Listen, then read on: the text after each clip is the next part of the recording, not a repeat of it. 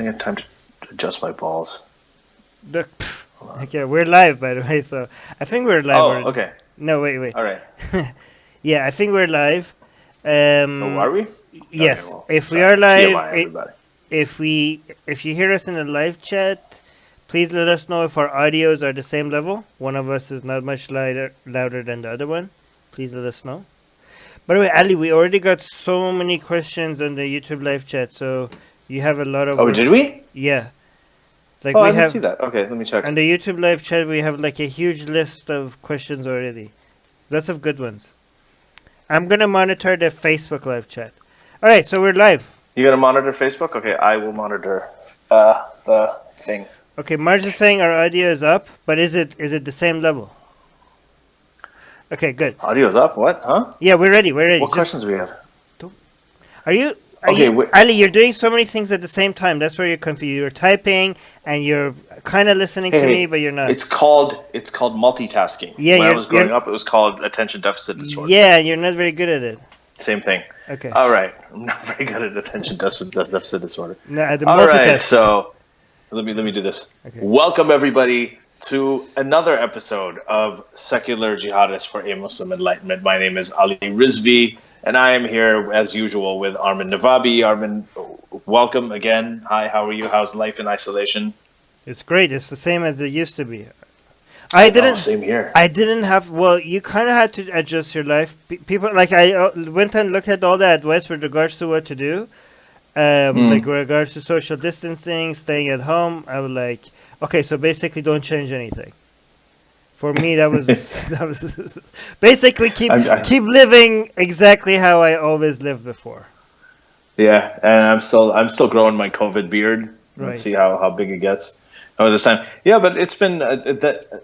I think us introverts need to show the extroverts now how to do this, because they don't. A lot of them are very, very uncomfortable. Right. There's many people that are getting very upset. You know, they're having a really tough time with it. Some are going into depression, and that sucks. But you know, I think that one of the advantages of this, and I have to say one thing. I got to say one thing. I got to get something off my chest, because everybody's talking about socialism and capitalism. See what we need with socialism. See what we need is capitalism. Well, first of all, we need socialism because the government needs to step in and take care of everything now. They really do. We talked about that last time. Yeah, okay. You know what I mean. We're talking about the modern dumbass's definition of socialism, which is more rampant nowadays. Right. But also, this whole anti-capitalism railing thing, the reason that you're still getting deliveries to your house is because of these corporations. We're able to do these Skype podcasts. You can still listen to things. You can connect with people through Facebook. Grandparents can connect with their grandkids through FaceTime. Right. The cure for coronavirus, the vaccines are all going to be thanks to capitalism. All these things work together. That dichotomy of it's this or that is gone. It's not. That's a very 1980s way of thinking. Wouldn't you appreciate capitalism a little bit more, because coronavirus is showing you how life is like without some of the benefits of capitalism? What would we do without Zoom? No. You're saying something else. You're saying, yeah, I agree. Yeah. Like at these tough times, like we can still connect and stuff because of capitalism. But I'm also saying, like, just taking away a little bits of gifts of capitalism, everybody is like, wow, my life is ruined. Like, all the things that you're losing was, like, all the things that you're missing out of was the gifts of capitalism. Yeah, and then the other thing is, like, there's people on Facebook railing against a corporatocracy.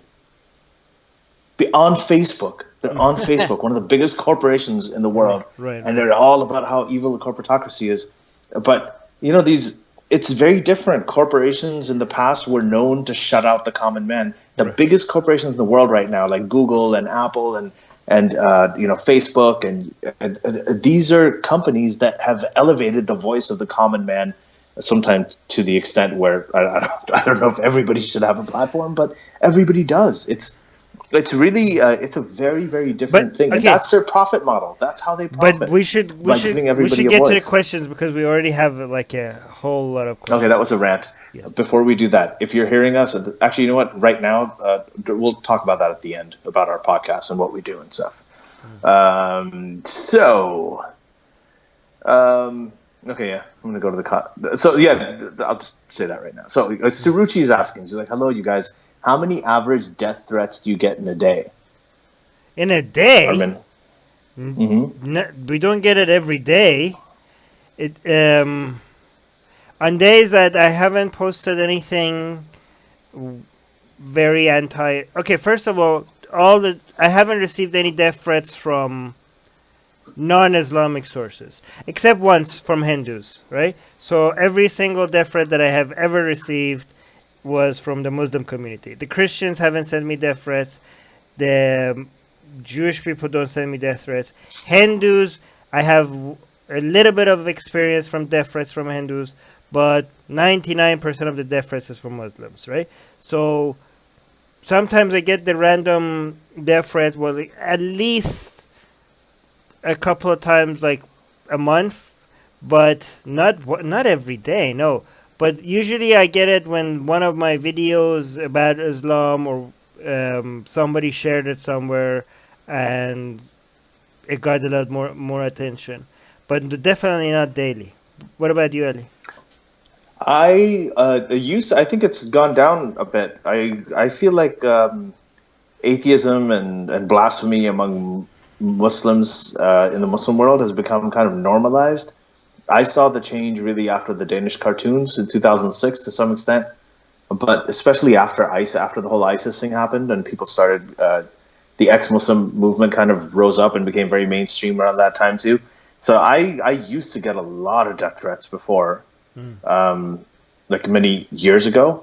Yeah, they used to get them all the time, and mainly from Muslims. Now I don't really get a lot of death threats from anybody really. I have gotten. Have you received any death threats from anybody other than Muslims?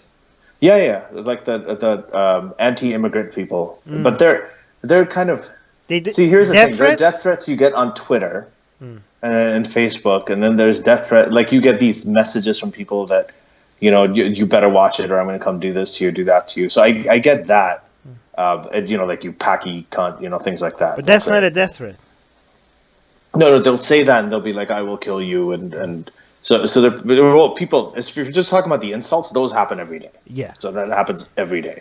It's like that would be get weird. Out of the country, go home. If one day that doesn't happen, that would be weird. Like what happened? Yeah, the insults happen every day, but the actual death threats don't really happen very often. Right. I think that's a really good thing. By the way, we need to respond a little bit shorter and faster because the questions keep coming in right now. I'm looking at the live chat. You don't want to respond longer and harder.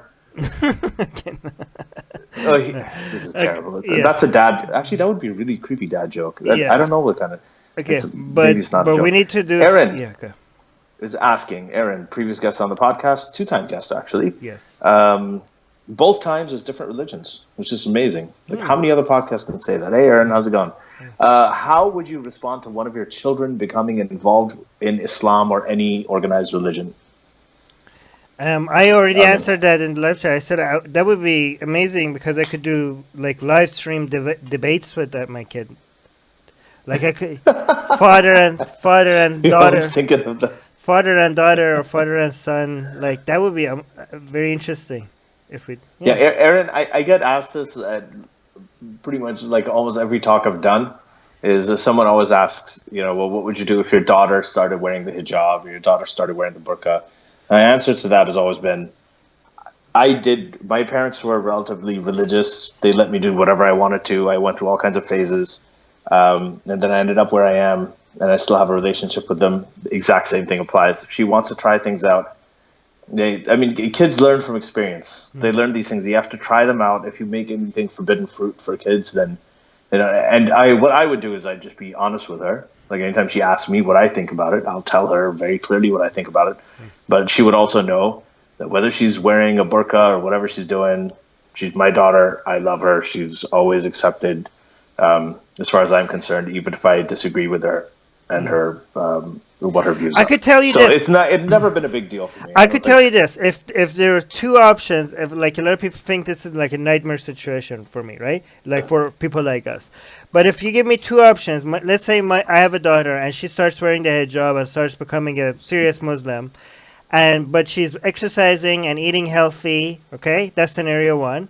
And scenario 2 is that she's an atheist, anti-theist, thinks religion is nonsense, but she eats, but she doesn't exercise, she doesn't look after her health, she eats fast food every day.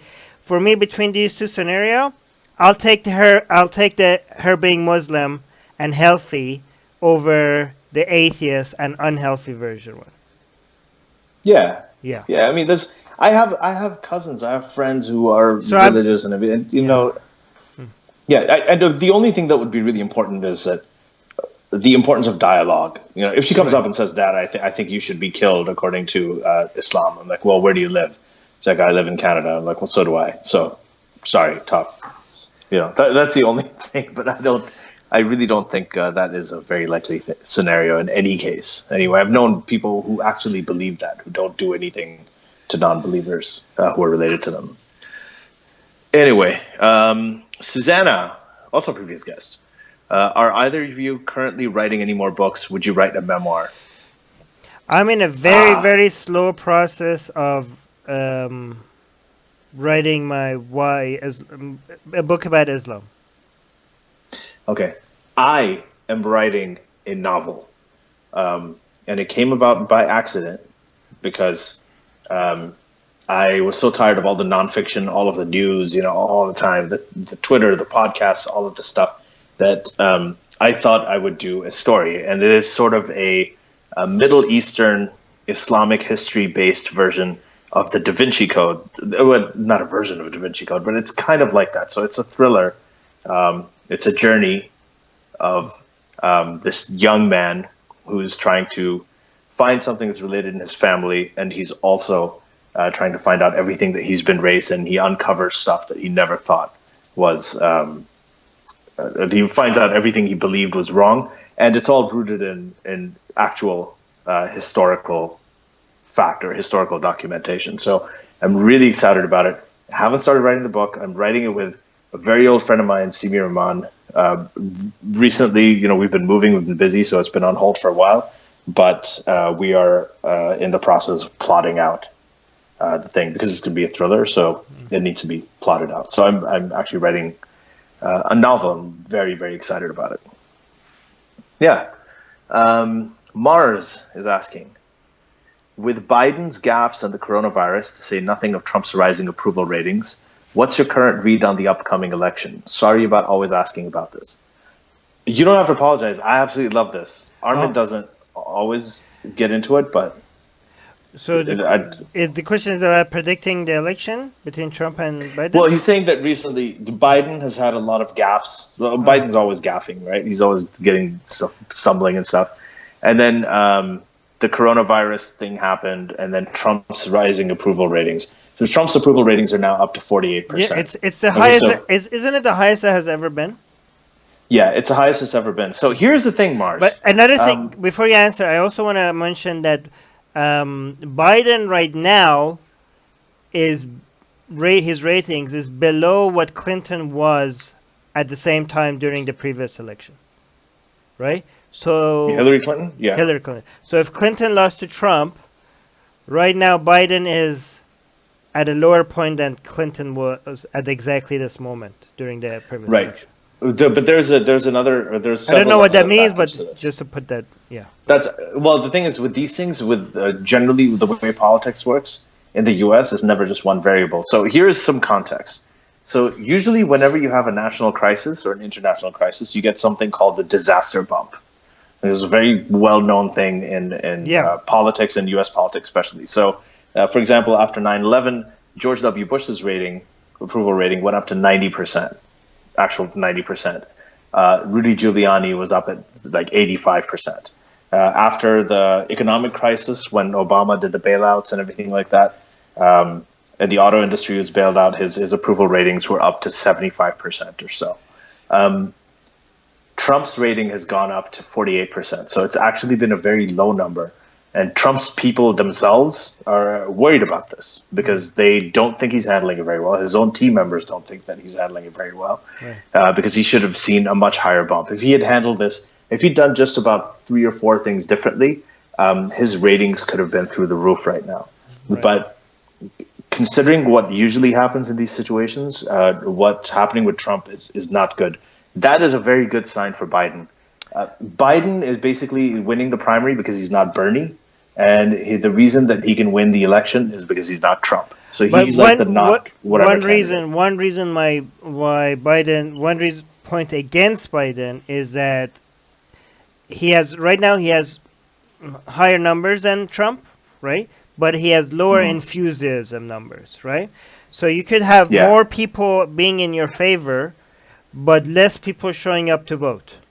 Trump's enthusiasm, like the Trump supporter enthusiasm, is much higher than Biden supporter enthusiasm. So again, but that doesn't. There's also another. But I'm not saying that's going to lead to Biden losing, because again, like Bernie's fan base had a lot more enthusiasm than Biden as well, and Biden won, right? But just something to consider. So Biden has like only, I think, how many points is he above Trump? Like just 2, right? Like 7. Well, in one poll, but on average, with all of the different polls, it's about 7-8 points higher. 7-8 points. So is 7-8 points above Trump enough for you to adjust for the enthusiasm gap, right? So if more people of Trump show up, even though they are, even though you're below, again, so there's two, higher percentage of a lower number could end up being higher. There's two other things here, and really quickly. Abdullah Samir is in the live chat. Hey, Abdullah. Good. Yes, awesome. I love Abdullah Samir. Yeah. So there's 2 other factors here. First of all, there's also something called the anti-Trump enthusiasm. So it may not be pro-Biden enthusiasm, right? But it's anti-Trump enthusiasm. Good point. Now, levels for that. Now, remember in 2016 when the election happened, there was no anti-Trump because everybody thought Trump was going to lose anyway. They thought there was a 90% chance Hillary was going to win. Everybody stayed home. Nobody really cared to vote. They thought it was a shoo-in. They were talking about gender pronouns and veganism, and nobody cared. They thought it was over. Now, this time, everybody's very scared. So the anti-Trump enthusiasm is through the roof. That's one thing, right? Another thing is that if the corona stuff keeps going on through November, I think more anti-Trump people are a bit more educated than Trump people. I don't know if a bit is like me. Okay. No, they're actually, that's been shown by polls. Okay, so more anti-Trump people might stay home for social distancing and stuff than Trump supporters. So a lot of Trump supporters I guess they think it's a hoax. No, a lot of Trump supporters might not care much about listening into the advice. So they might show up to vote, just because maybe the coronavirus is going to. I don't know if that's going to affect anything or not. But right now, there's a lot of likelihood that they're going to come up with an alternative voting, early voting, mail-in, all kinds of stuff. But the second point, I just want to make the second point really quick, is Biden does not have a bully pulpit. So, for instance, Trump is a president, so he's seen on TV every day. Everybody wants to hear what he has to say. This guy, Bernie, is a senator, so when he gets up on the Senate floor, everybody is hearing what he has to say. Cuomo is a governor. Everybody is hearing what he has to say. Biden is a former vice president. He's got this terrible podium in front of his living room, that was a bad idea. And eventually, hopefully, they take care of it. But now he's come out and he started doing interviews, so you're going to see his poll numbers go up. Considering the fact that he is so gaffe prone, and considering the fact that he's so low profile right now, and his numbers, especially in state polls, national polls don't really matter that much. In the state polls are so much higher, bodes well for him and bodes worse for Biden. But you never know. Okay, Ali, we have our question. We have Facebook questions too, and our question list is growing faster than we're. No. Go do a couple of more YouTube, because the YouTube ones are really high. Mohammed. Okay, go on. All right. So here goes. Actually, no. Do Facebook. Okay, here's one. Jeremy's asking: do you think the conversation about Islamic terrorism distracts from the conversation about how the doctrines of Islam impact Muslim communities? Yes. Yeah. Yes, it does. In some ways, though, it's actually a good thing that you have a conversation about Islamic terrorism, because then it brings the dialogue out into the open, and we can discuss it more. So in a way, it helps, but I find that since the conversation about Islamic terrorism has taken a back seat since 2016, it seems that not many people are talking about it anymore. It's a lot harder to talk about how the doctrines of Islam impact Muslim communities. It's also become a lot harder because... No, I think it's the other way around. Now we're actually having the real conversations. I think that all the attention... we are, but... I think all that small numbers, Armin. It's not a mainstream topic anymore. I know I know, but at least the people that follow us are actually now seeing the true damage of Islam. I think a lot of people, the mainstream people, when they think about the damage of Islam, they just see explosions and suicide bombers. And I mean, we know that Islam, screws up societies and people's lives in much more subtle ways and much less newsworthy, much less attention, much less sexy ways that people are interested in, right? Like it fucks with the economy, it fucks with like medicine, it fucks with little rules here and there that prevents people to live their lives the most optimal ways. And I think these discussions are more important than just talking about suicide bombers and explosions. And I think actually all the suicide bombers just take the attention away from the true cause of Islam. And again, I'm not saying that people dying from war and suicide bombers, that's not a disaster. It is.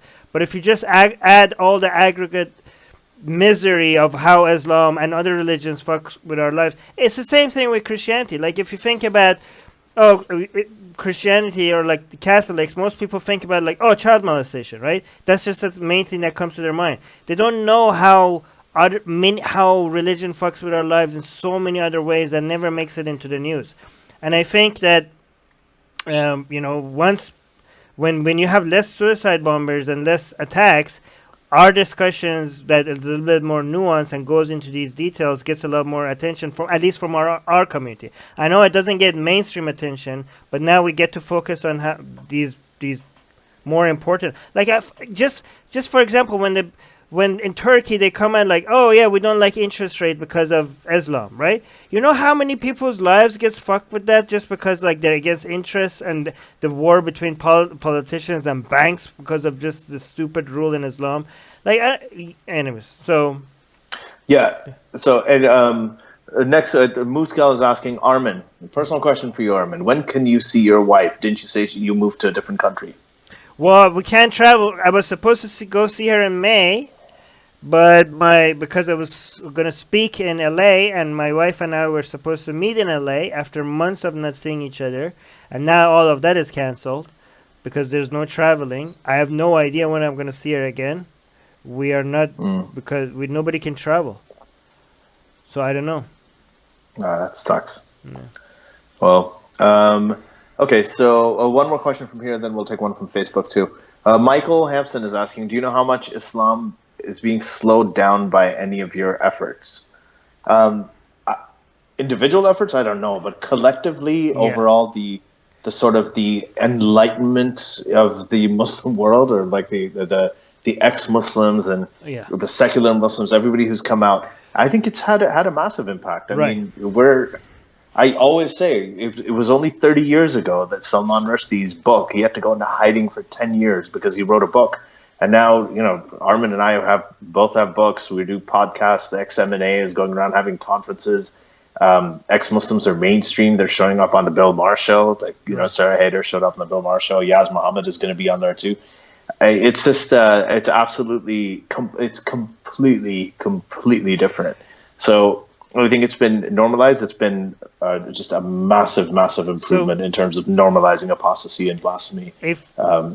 Right. If you're just talking about the world, if you're just talking about me and Ali, well, then very little. But if you're talking about the whole ex-Muslim as a whole, then very much, and not just the ones not like the ones in the West, mostly by the ex-Muslims in Islamic countries. Like they're the ones at the front lines that are making a lot of the difference, right? And it's very interesting that how the entire ex-Muslim movement, how significant of a difference they're making. Given the very limited resources that they have, and how all the odds are against them, and how it's a crime for them to even voice their opinion in most of the places they are. Like, think about it. They're dealing with. We have just a whole a community of YouTubers and podcasters and people on Facebook and groups and stuff. And these are people with no very little financial support for their activism, and they're dealing with oil money, right? They're dealing with PR with government-backed, funding. We're talking about Turkey and Malaysia getting together and trying to so-called, fight Islamophobia. We're talking about Iran's funding of spreading Shiism around the world. We're talking about Saudi Arabia's oil money of spreading Salafism around the world. And that's the giant monster, the beast that we're dealing with. And a whole bunch of YouTubers and podcasters and shit posters all over the internet are defeating that. So that's pretty impressive. Like, imagine how much more we can do if our resources just increased by just a little bit. Yeah. Yeah. So I'm gonna do a Facebook. Anyway. I'm gonna do a Facebook. Yeah, do one, that. Okay? Mohammed Hisham is on Facebook asking questions. All right. Yeah, he's saying, do you think that political Islam might be a thing in the West? Well, it's already in the West. I think you have CARE, you have Hizb ut-Tahrir, you have... what do you mean in the West? As in exist in the West or take over the West? Well, that's what... exist in the West, I think. But here's the thing. First of all, I don't like the term political Islam because I think there's no such thing as non-political Islam. So all Islam is political Islam. But there's hidden political Islam and non-hidden political Islam, like Islam that is keeping its political nature hidden until the opportunity arises. That is, but even the one that is obvious about being political, that already exists all over the West, right? We see so many institutions, so many organizations, and they don't even try to hide the fact that they're trying to be political about their activism. So it's already there. But yeah. Armin, question specifically for you. Oh, where did it go? It's a YouTube question for Armin. What do you think of the Bravo reality show Shahs of Sunset? Have you seen it? No, have you seen it? Can you comment on it? No. No, I haven't either, but okay, we'll check it out. But should we see it? Is that good? Okay. Huh? Yeah, we could.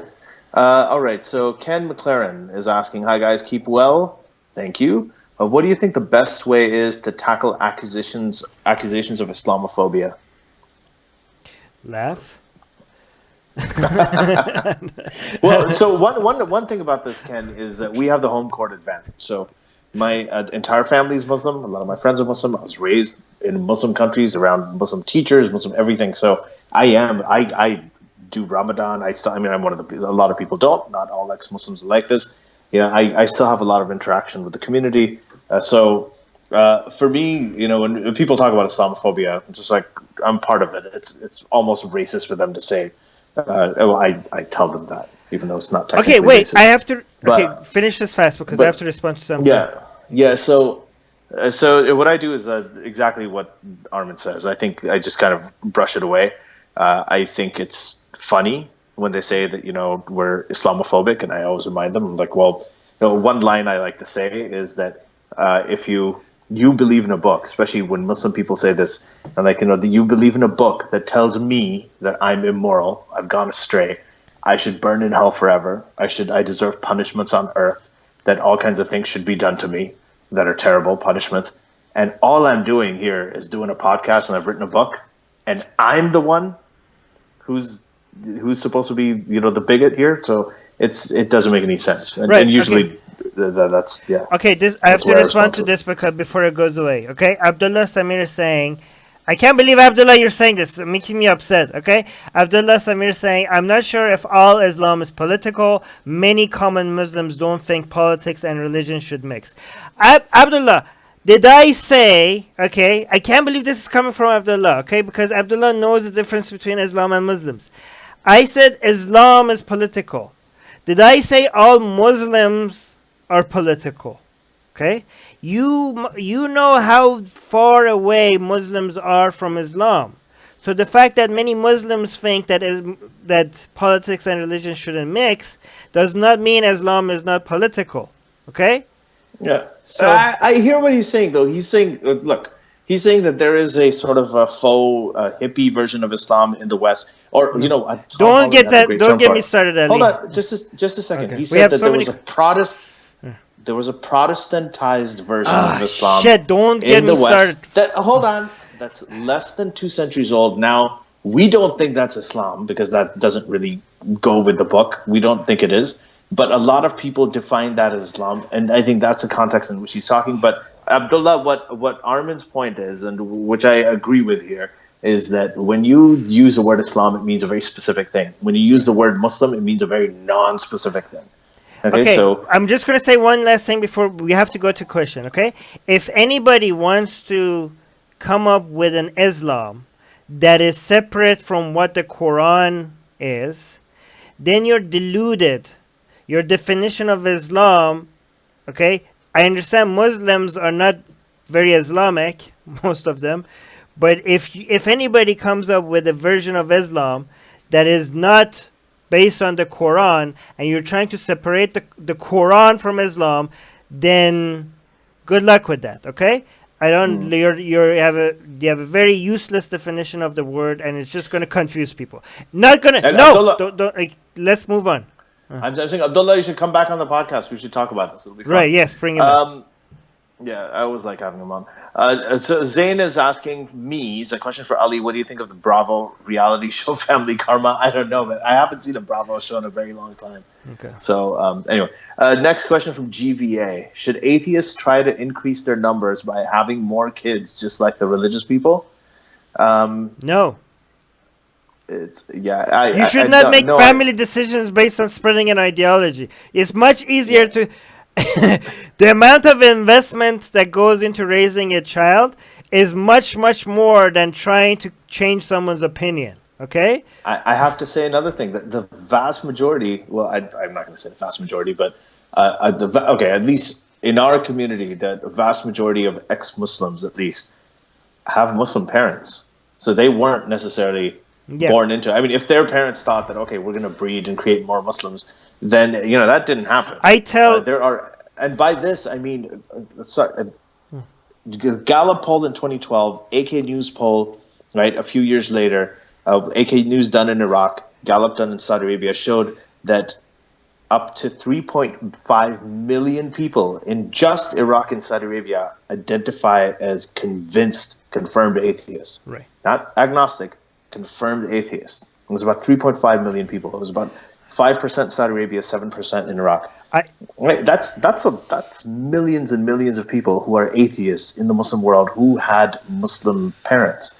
Okay, so it's not a matter of the one thing that we have on our side. We have reason on our side. We have good arguments on our side. We've got the trajectory of the world on our side. I mean, I used to watch X-Files and all these other stories. Was it Amazing Stories, Twilight Zone? When I was a kid. All of them had there were mysteries. Ali, your answers are way too long. Hold on. Supernatural endings, right?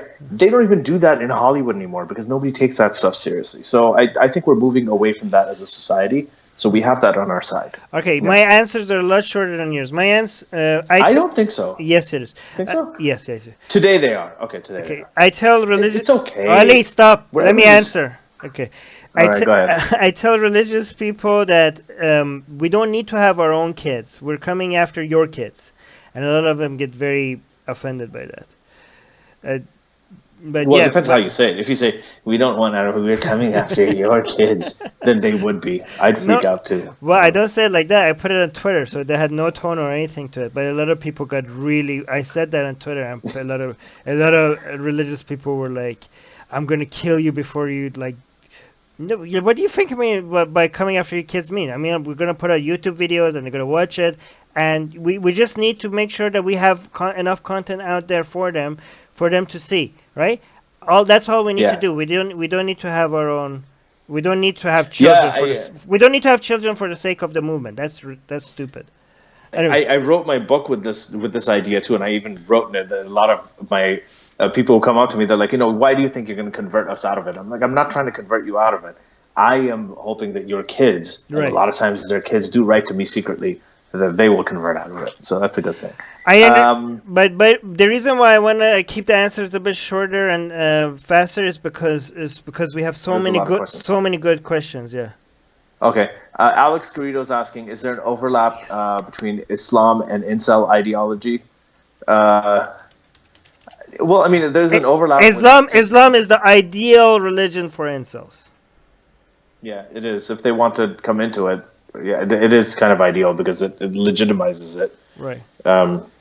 Yeah, I feel like if you could get more jihadists laid, they wouldn't go out and do what they do. And this is actually, I don't mean that just as a joke. I'm not being flippant about it. In Afghanistan, for instance, when they recruit suicide bombers, a lot of them are 14, 15 years old. There's a lot of gender segregation there, where boys aren't allowed to see girls, girls aren't allowed to see boys. They're going through puberty. Their hormones are super, super hot at that point, and they tell them, "Hey, listen, if you join this thing, you get 72 virgins in heaven." And it's the power that power really is compelling to a lot of them. So yes. Right. Aaron Jones is saying, could you please peer pressure Susanna to start a podcast with me? I'm tired of waiting. Yes, Susanna, start a podcast with Aaron. It'd be great. I'd be a patron. I'd sign up immediately. Abdullah Samir is saying, I have not got any death threats lately, and that's what we were talking about recently.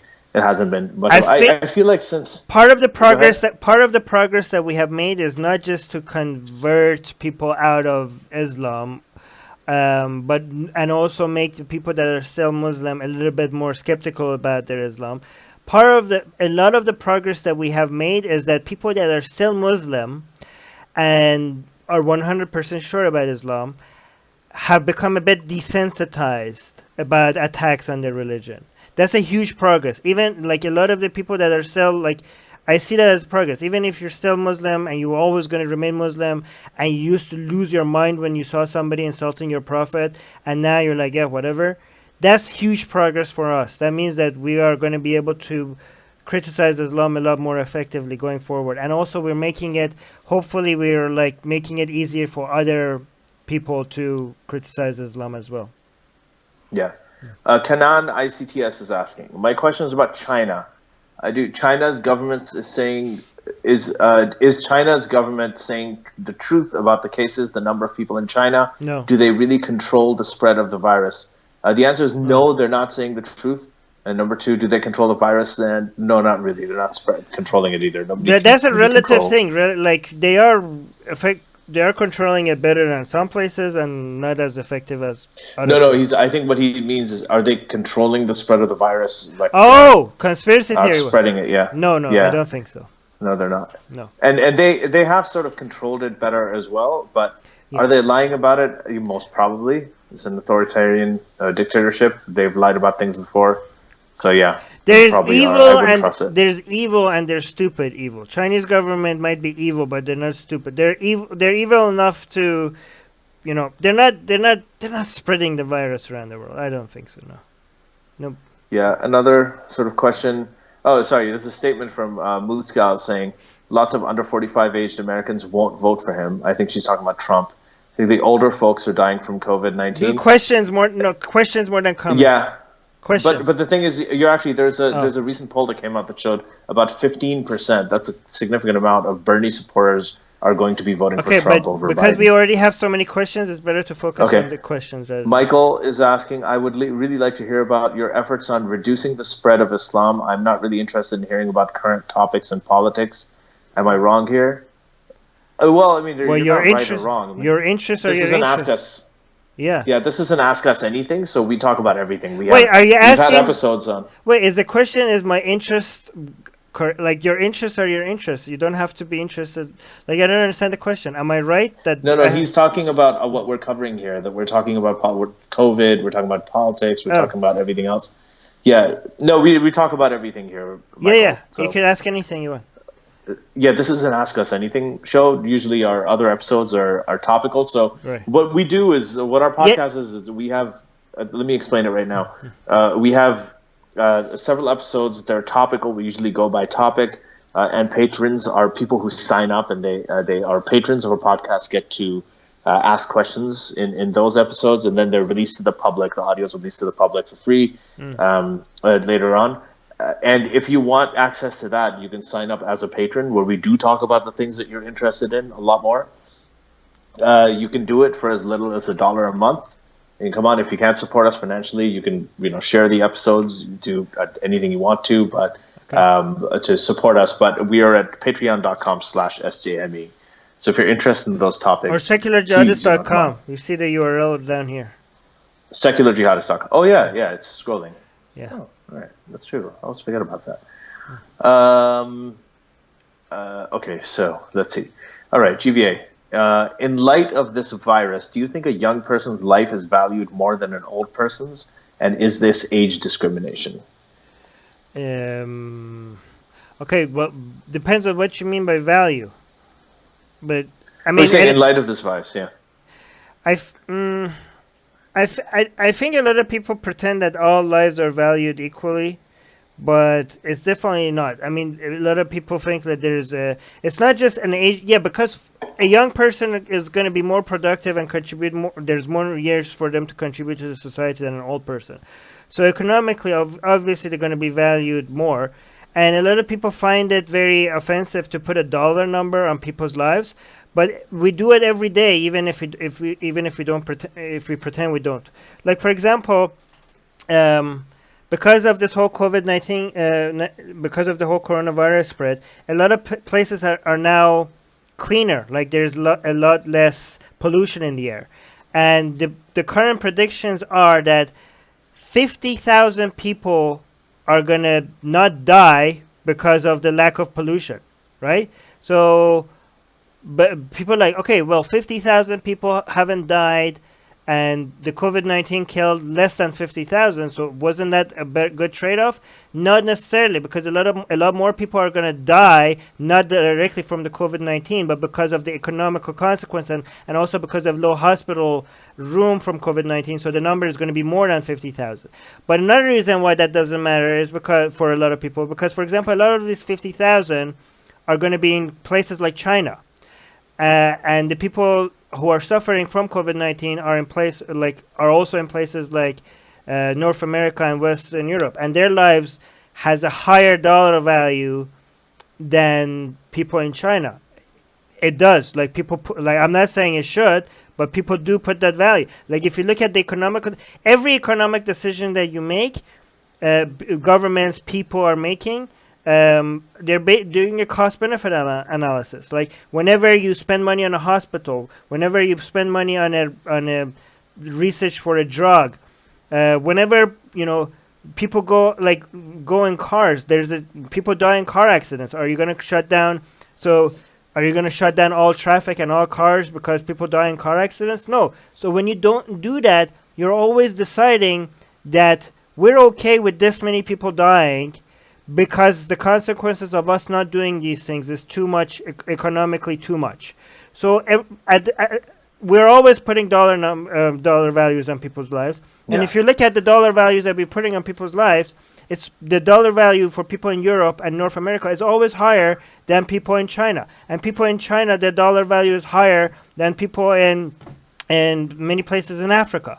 And they are doing that. So people, if you find it offensive, but you are also doing that by every time you donate money, every time you spend money on something other than donating it to somewhere, you're putting dollar value on people's lives. We're all doing that, and we're pretending that we're not doing it. Anyways, go. Mm-hmm.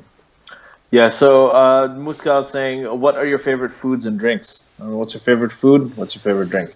Not what you like eating. I know you really like boiled chicken or whatever, but... No, I was saying, what's your favorite food? No, chicken is the healthiest thing I eat. But my favorite... I'm joking. Salmon sashimi is my favorite. Salmon sashimi? Really? That's why I miss I didn't know that. Yeah, I miss Vancouver. Oh, you must. Yeah, you must. Favorite drink? Favorite drink. Okay, this is something I drink every day, actually, so that's good. My protein shake is very tasty, actually. I like it. Okay. My protein shake with banana is a really good mix. I look forward to that every morning. Yeah. What about alcoholic drink? Do you have a favorite alcoholic drink? Healthy or just not healthy? Like we're just talking about favorite. Favorite can be healthy, can be unhealthy. Okay, so what do you like the best? Okay, so if we're talking about what I wish I could drink, would be girly drinks. I really like sugary, colorful, girly drinks. I don't know why, but I like those. I don't know why they're considered girly drink. It's a but you're assuming the gender of the drink. I know, yeah. But so they are my favorite, but they are the worst. They are the most unhealthy drinks that they're the most sugar filled one. If you want to, if I ever have to drink, well, you'd never have to drink. But if I'm ever, I don't drink unless I'm in a social environment and I really want to like join in the celebration and stuff. I'm hoping that there's like vodka. Like Ramadan. Yeah, like Ramadan. I'm hoping there's vodka available because that's the least hard, like the no sugar, nothing. So some healthiest drink is like just pure vodka with nothing added. That's what I like. Yeah. My favorite food is the Whopper cheese combo from Burger King. Oof. Like with the fries and that thing. And my favorite drink is Diet Coke. Diet Coke?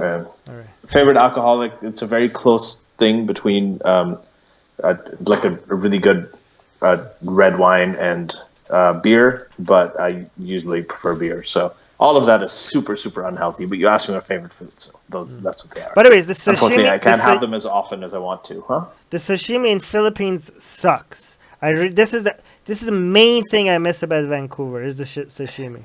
Yeah, if you're going for sashimi or any kind of seafood, really, it can be either really good or it can be really, really bad. I have had Japanese food in general I really love, but the Western version of Japanese food.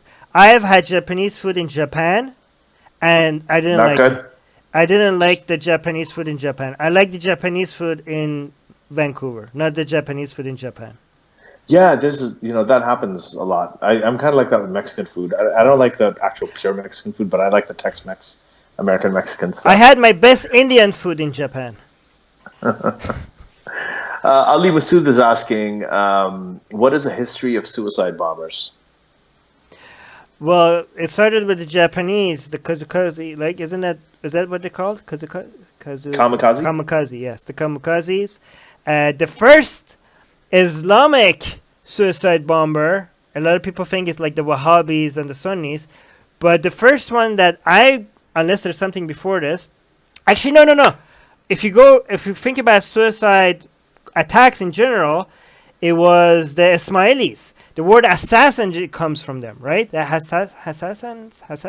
Yeah, assassin. Yeah, assassins, right? So their suicide attacks used to be Hassan.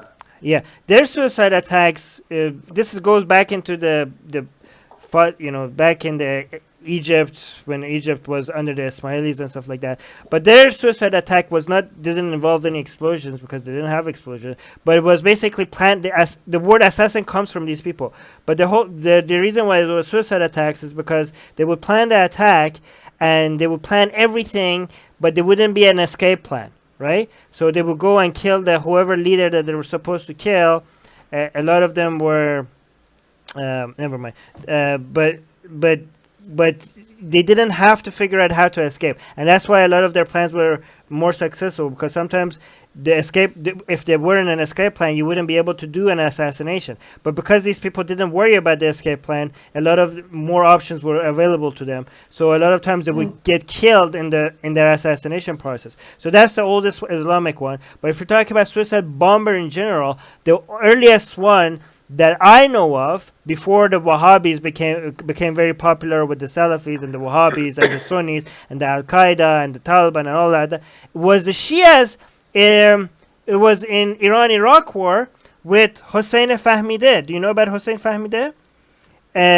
His picture is hidden somewhere in an Iranian bill. I don't know if they changed it or not. But he was a young kid. I think he was 12.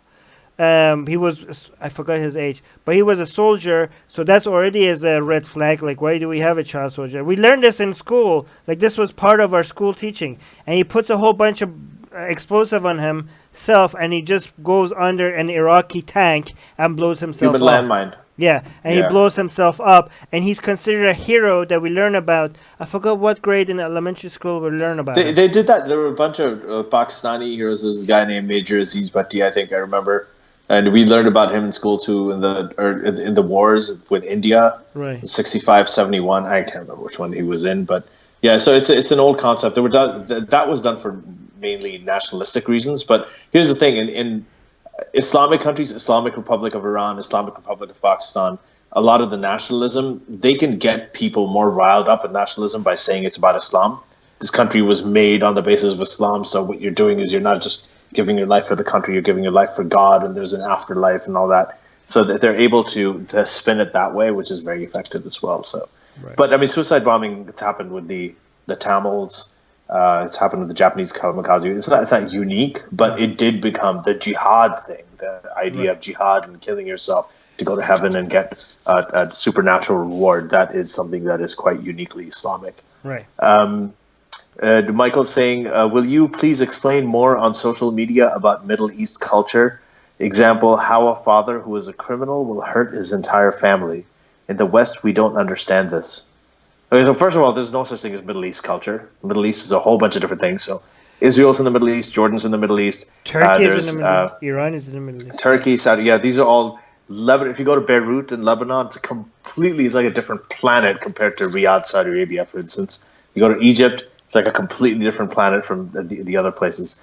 So it is not a monolithic. There's no such thing as Middle East culture. It's an amalgamation of many, many different places. It's not even an amalgamation. It's many separate. Yeah, it's kind of like saying that. It's kind of like saying North American culture, and you include Mexico and United States, in the same.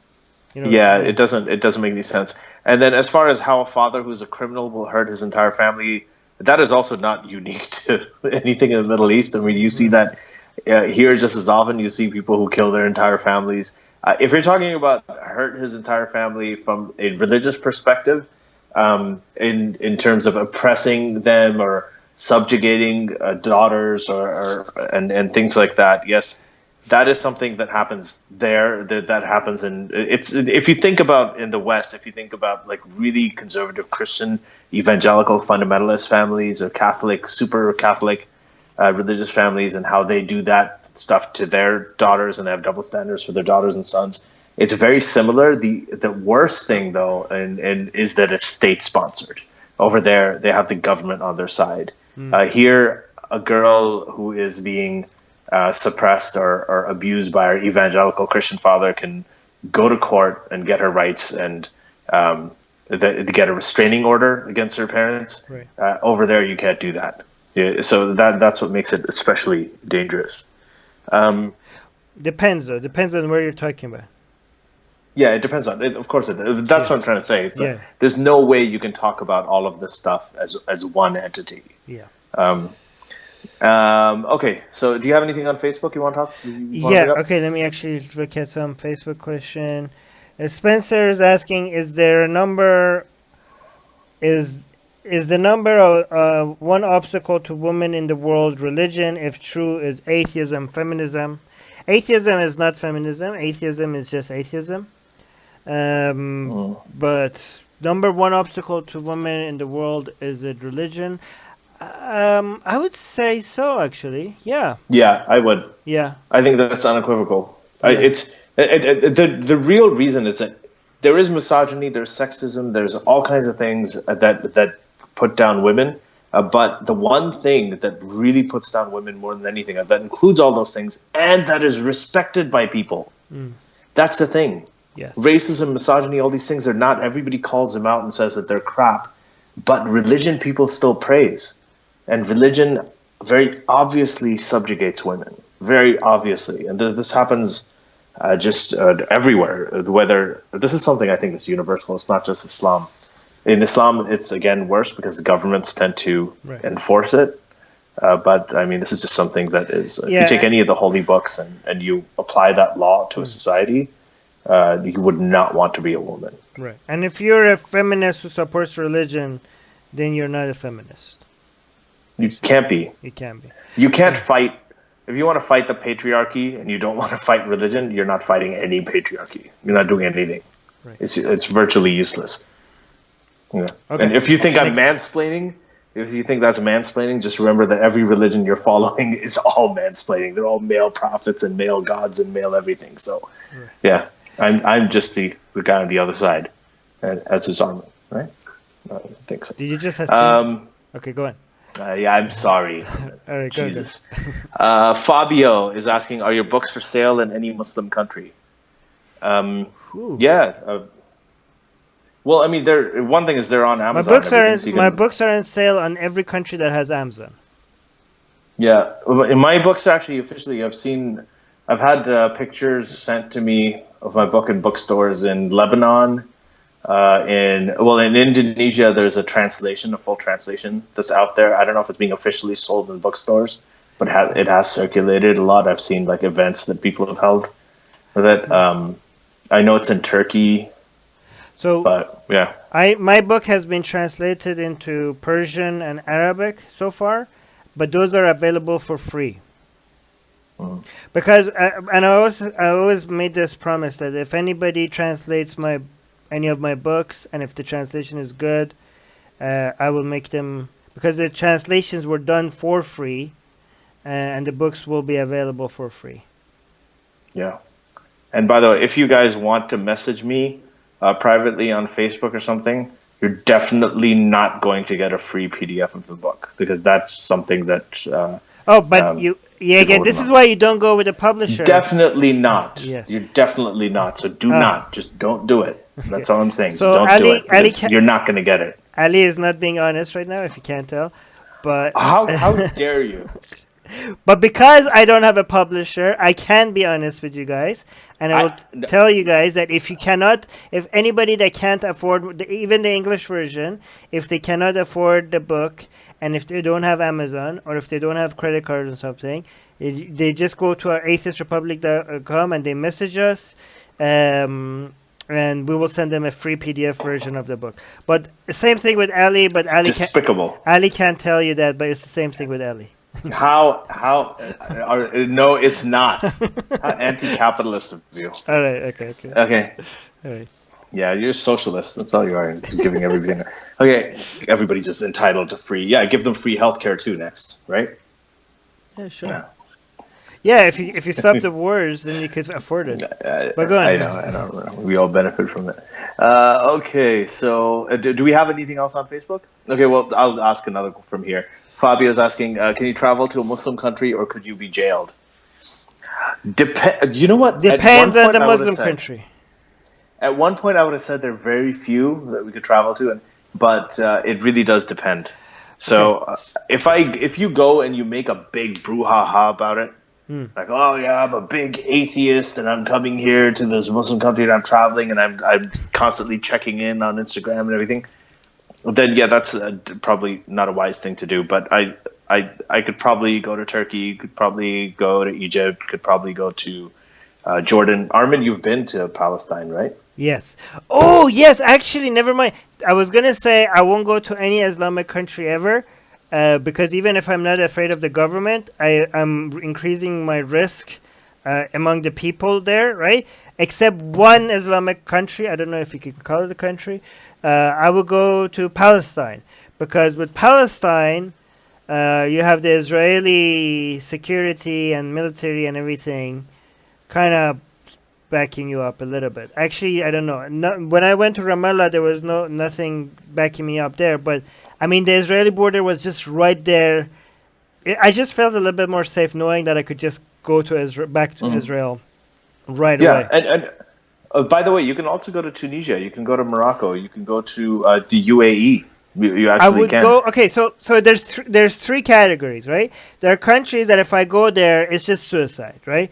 Like Saudi Arabia and Iran, for example.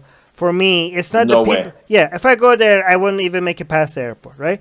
For a person like me, there are countries where I'm not afraid of the government, but I'm afraid of the people, right? For example, I don't know, Pakistan. Bangladesh. Pakistan, I'm also afraid of the government.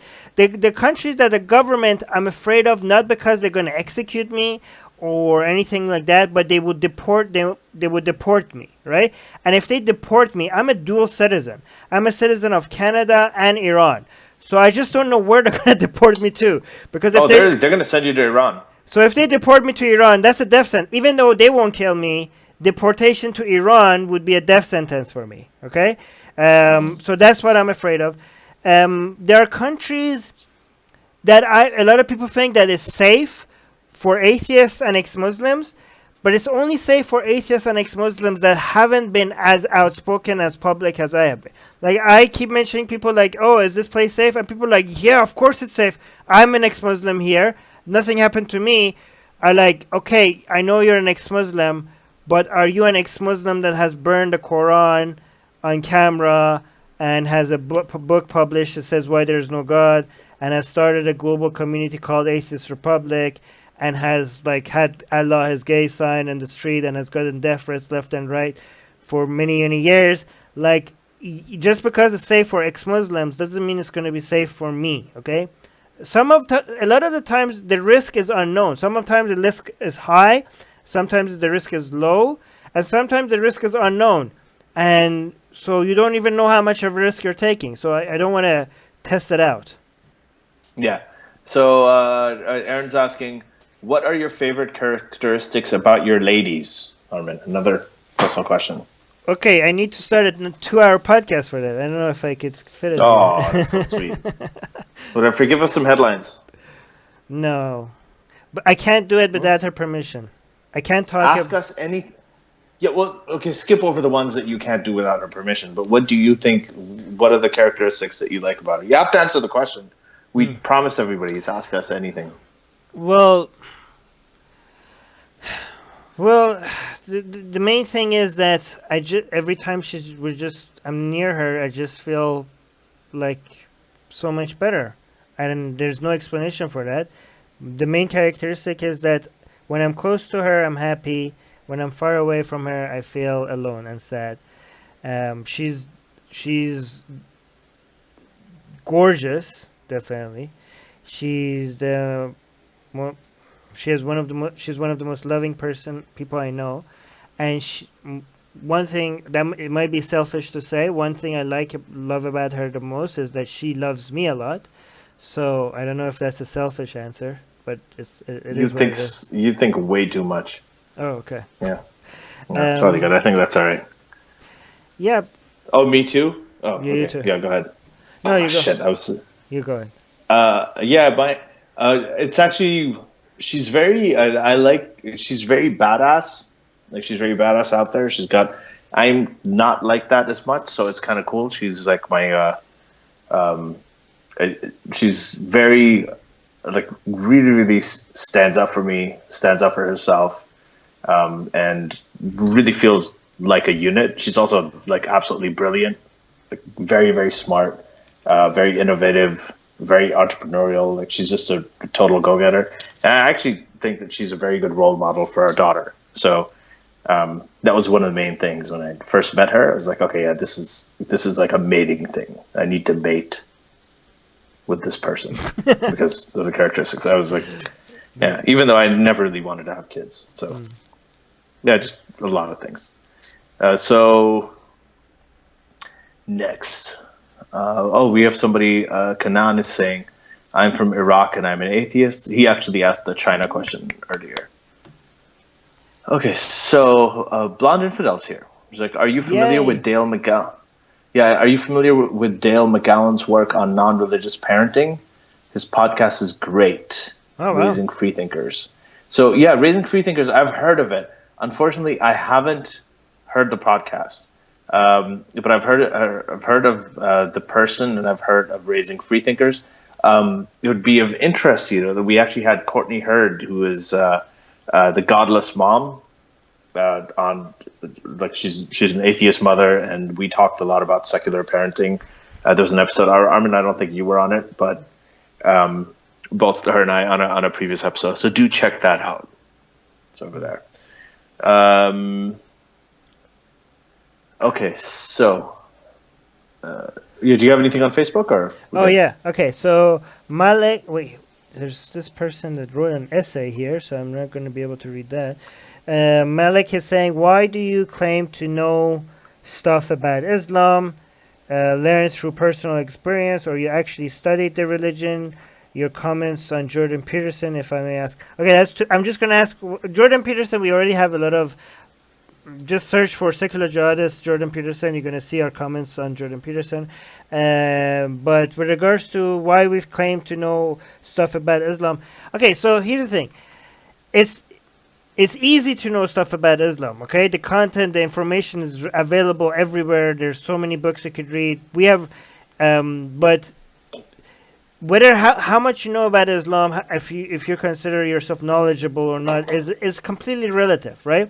You could, I mean, I've studied Islam in Iran as mandatory for 12 years. A lot of Muslims would say that that's not enough because you studied it as a Shia, not a true Islam. I could also tell you that the Islam that we learned in school in Iran was biased. So I know that I learned more about Islam even though I studied it for 12 years as a Muslim, I learned more about Islam when I started studying it as an atheist than when I studied it as a Muslim. Okay, and we don't. And I studied it a lot as an atheist, right? But not, even though I studied it for years as an atheist, I wouldn't still call myself an expert, because for you to be considered an expert, you have to have like a doctorate or an academic degree or something like that, and we're not even near close to that. I disagree with that. Hold on, yeah, but let me finish my answer. But we are, I think me and Ali and many other people like Abdullah in the live chat here, I don't consider myself even close to somebody like with a doctorate in Islamic studies or stuff like that, but way more knowledgeable than is required for you to know that it's nonsense. Way more knowledgeable than 99% of Muslims. Okay, Muslims themselves are not experts in Islam at all. Okay. So I'm not just saying that me and Ali know more than most people, because you could know more than most people about Islam after one day of studying it. Even less, even after 4 hours of studying it, you know already more than most people. I say me and Ali know more than most Muslims about Islam. I would even say that me and Ali know more than most ex-Muslims about Islam. Me, Ali, and Abdullah in the live chat, for example, know more than most ex-Muslims about Islam. I consider myself not knowledgeable, but I understand that a lot of Muslims laugh at that because their standards of who is knowledgeable is somebody that knows every tafsir and every hadith and have studied all the scholars and knows every single historical detail. And honestly, the people that want you to be that knowledgeable about Islam, they themselves are often not that knowledgeable. And their standards for us attacking Islam and rejecting Islam is so high that they can't count the number of Muslims with that high of a standard. Okay, and it's very interesting because the standards for people accepting Islam is just knowing two things. Okay, that Allah is God and Muhammad is his prophet. That's the only two things you're required to know and accept for them to welcome you in Islam. But apparently, for rejecting Islam and criticizing it, there's no question that they ask and you should not be able to answer for them to reject you as somebody that is not knowledgeable enough to reject Islam or to criticize Islam. Honestly, the level of knowledge that you require for you to be able to reject and criticize Islam is a fraction of what me and Ali know. A small fraction of what me and Ali know. Mm-hmm. Go on. Well, I mean, what most people consider to be the level of knowledge you need to reject it, right? And the thing is, you don't really need a whole lot. No. With a lot of these things, it comes down to the way that you have to imagine this is anytime you come with, it's one thing to talk about the history of Islam and studying the history. In a lot of ways, I think, Armin, in case, like in your case, I would say you might be more of an expert because it's not than people with doctorates. Like, because first of all, I'm a little skeptical of people who have degrees in just humanities and things like that, history in terms of doctorates, because what they do is they study in a certain way, but there are certain angles that you study with. If you study with skepticism, right, then in a lot of cases you're going to know more. The scholarship, like absolutely, if you're talking about some of the people in Germany, like that Joseph Van Ness, right? Someone like that. I mean, those people are absolute authorities on it, right? That is way more than your Zakir Naiks and your Hamza Yusufs and your Hamza, because these are people who believe in it.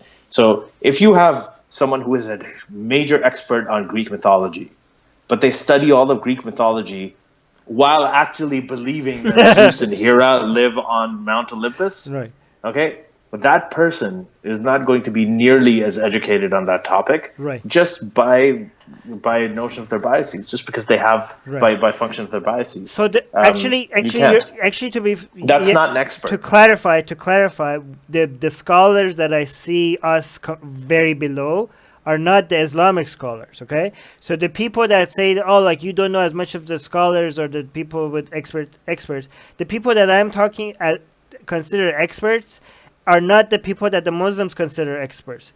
Like they're the experts in witchcraft and wizardry and voodoo, like magic and stuff. Like that's like, you can't, if you're an Islamic scholar, you're not a scholar, okay? You believe in superstitious nonsense. You're just a very diehard fan of a fiction. Like you're basically that guy that knows Harry Potter so well that has memorized every single spell, or you just know Star Wars so well that you understand every corner of the goddamn universe and the races of the people there and the culture of every single ethnicity of in Star Wars. You're that guy, okay? You're the expert in a certain fiction, okay? You're not an expert in anything that is real. I mean, that would be fun, by the way, if you didn't believe in it, but you actually believe in it. So you're an expert and you're dumb. But the I don't consider myself below those experts, okay? Because anybody that doesn't believe in superstition is above them. The experts that I think that are way above what I would ever even try to achieve, because the reason why I would never even try to be like those experts is because I'm interested in many things. For you to be that level of expert in anything, you have to give up of anything else and really become one-dimensional and focus on that specific topic. I don't want to do that. I want to know Judaism, Islam, Christianity. I want to know a little bit of every single one of these things, okay? But yeah, the experts that Ali just mentioned, the people that he mentioned, right? Those are the actual experts. They are the secular scholars on Islamic studies. Those are but anyways. Yeah. So, so the next question is... can I say one more thing? It's like, if you imagine that someone believes in unicorns, and they're like, I know a lot about unicorns. I have a PhD in unicornology, the history of unicorns, how unicorns behave, their mating habits, all of this. I have everything all down. Right. I'm a scholar. I've written a PhD thesis in this. And you look at them and you go, it doesn't matter. Unicorns aren't real. It doesn't matter. It doesn't matter what kind of expertise they have. That is useless expertise. So there's a difference between theological study and religion. The study of religion, or the study of... If you're studying the history of people who study unicornology and what made them believe in it, there's enough of it. That's a whole different thing. By the way, Susanna is saying something that is important. Susanna is doing our job for us. This is something that we're supposed to do and we forget. She's saying, if you're watching this live, go smash the like button. Smash the like button right now if you're watching this. Thank you. Smash it. Thank you, Susanna. I love it. Yeah. Okay, so... by the way, Aaron is saying, Armin, just so you know, I've started saying I'm an atheist. Yay! That's great. Congratulations. That's great. It's a great word. I love the word atheist. Thank you so much. Okay, so another question. Moose is saying, what are the positives of Islam? So Armin, try really hard. What do you like? What is a positive thing about Islam? Okay, so there's two ways of looking at this question, right?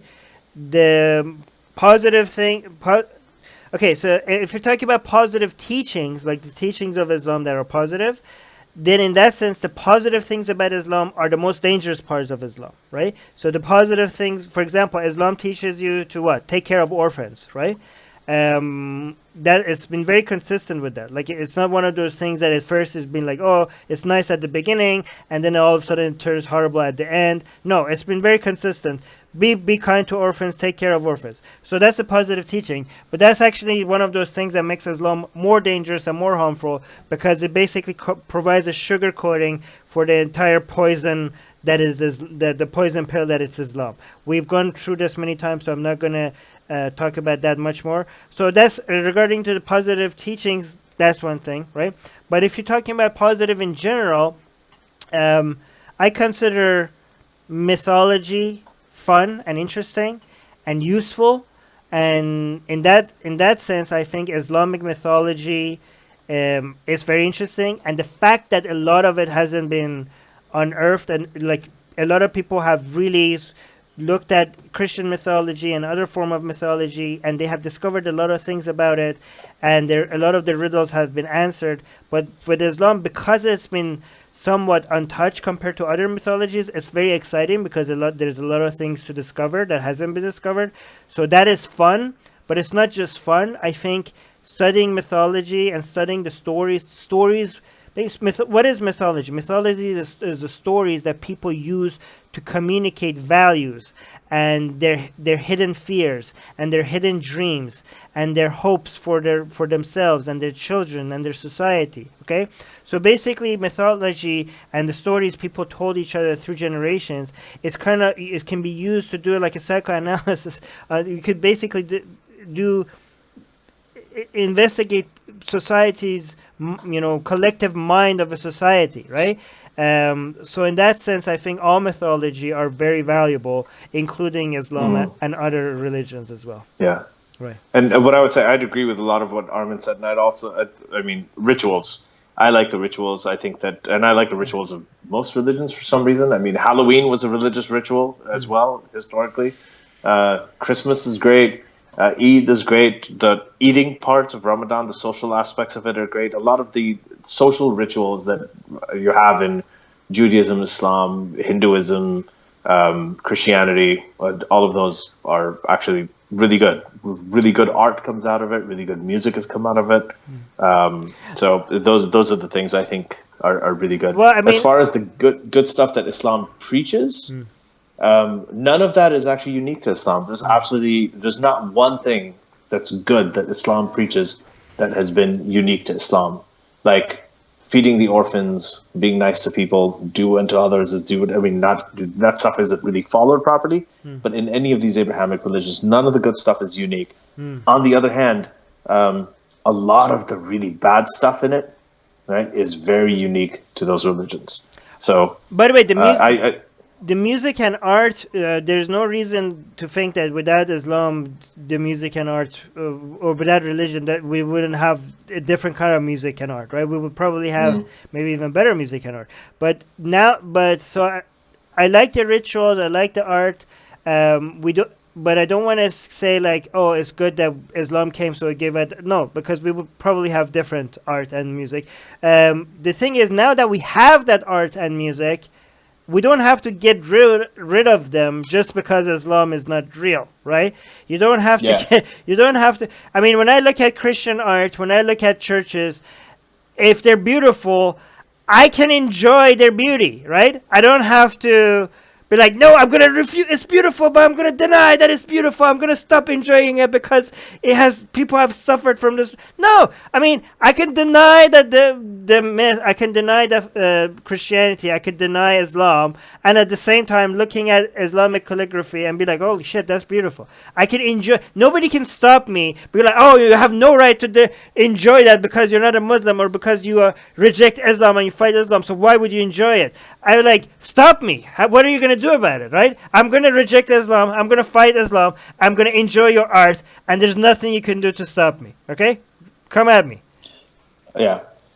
So next question is actually a really good one. So I really like this question. It's from Ali Masood, and he's asking, Islam preaches killing one innocent is like killing all of humanity. What is your take? So, it doesn't. All right. Okay. All right. Killing one innocent is like killing all of humanity. So I'm going to go into a little bit of detail on this. So this verse... Wait, can I do this fast version before you go into detail? No, I'll do the thing and then you do the summary. Yeah, okay. Okay? So this is from Surah 5, verse 32. I want to actually read out what this says. This says, because of that, we decreed upon the children of Israel that whoever kills a soul, unless for a soul or for corruption done in the land, it is as if he has slain mankind entirely. Okay, so first of all, this is not original to the Quran. This is not original to the Quran. It's actually the historical context is based on the story of Adam's sons, which were Cain and Abel, which is, Qabil and Habil for Muslims, where one brother killed the other. And based on this, the children of Israel at the time were told that, hey, if you kill one person, it's like killing all of people. So the fact that this is not original is actually, this is part of the Mishnah, the oral Torah in Judaism, Sanhedrin 4.5. It's not even in the Torah, it's a commentary on the Torah. The oral Torah, yeah. It's part of the oral Torah. It's anyone who destroys a life is considered by Scripture to have destroyed an entire world, and anyone who saves a life, it's as if he has saved an entire world. So this is actually something that comes from Judaism, as a lot of Islam does. Okay, the other thing I want to say about this is that there is an exception. It says that whoever kills a soul, unless for a soul or for corruption done in the land, it's as if they have slain mankind entirely. So there's an exception. We're not talking about people who've done corruption. What was that corruption? Premarital sex, homosexuality, blasphemy, apostasy, all of the things that we think should be protected rights now, today. Those were the exceptions. And these people were often crucified. So that verse is not as it seems. It's a verse in a wolf verse in sheep's clothing, or I don't know what to say about it. So that's not what it is. So here, first of all, that was pretty fast, right? That wasn't so slow. No, it was slow for something complex. Okay. First of all, even if it said that, which is not saying that, so it doesn't make any sense. Killing, for people are like, oh my God, that's so beautiful. But let's just take it at face value first. That's so beautiful. It's telling you it's anti-murder. How is it anti-murder? It's like killing one man is like killing all mankind. It's not! How is it the same thing? Killing all mankind is a lot worse than killing one man, okay? That's a much bigger problem. If you kill all mankind, you have done a lot worse than just killing one man, okay? First of all, so that's stupid. Second of all, Muslims keep telling you that, okay, listen, when we show them horrible teachings in the Quran, right? They're like, but God is not telling you to do that. This is a specific story for some people at a certain time, not for everybody, okay? And a lot of times when they say this, the Quran hasn't clarified that this is not for everybody. In fact, if you read it in context, it seems like it's for everybody, okay? But they're like, no, this was for a specific battle, for a specific situation. It's not for everybody, okay? But this verse, it itself specifies that this was for specific people. It says God told the Bani Israel, okay? God didn't tell you. God was specifically telling the Jews that if they kill one person, it's like killing all mankind, right? So this is a verse that God in the Quran itself is specifically telling you that we told a specific group of people. So if they want to apply that logic, why are they not applying that logic to the so-called good verses, right? And right, Ali, as Ali mentioned, the verse after, it tells you, like, okay, we told the Jews this, and if you read the Quran, there's a lot of verses that God is talking about the deals that God had with the Jews, and because the Jews were bad and broke the promise, the deals that they made with God, God basically all the deals that God had with them was fall apart, right? So this rule might not apply anymore because the Jews didn't keep their promises, right? God showed them a lot of favoritism, gave them made them the chosen people, and all that stuff. But the Jews were ungrateful, and all that fell apart, right?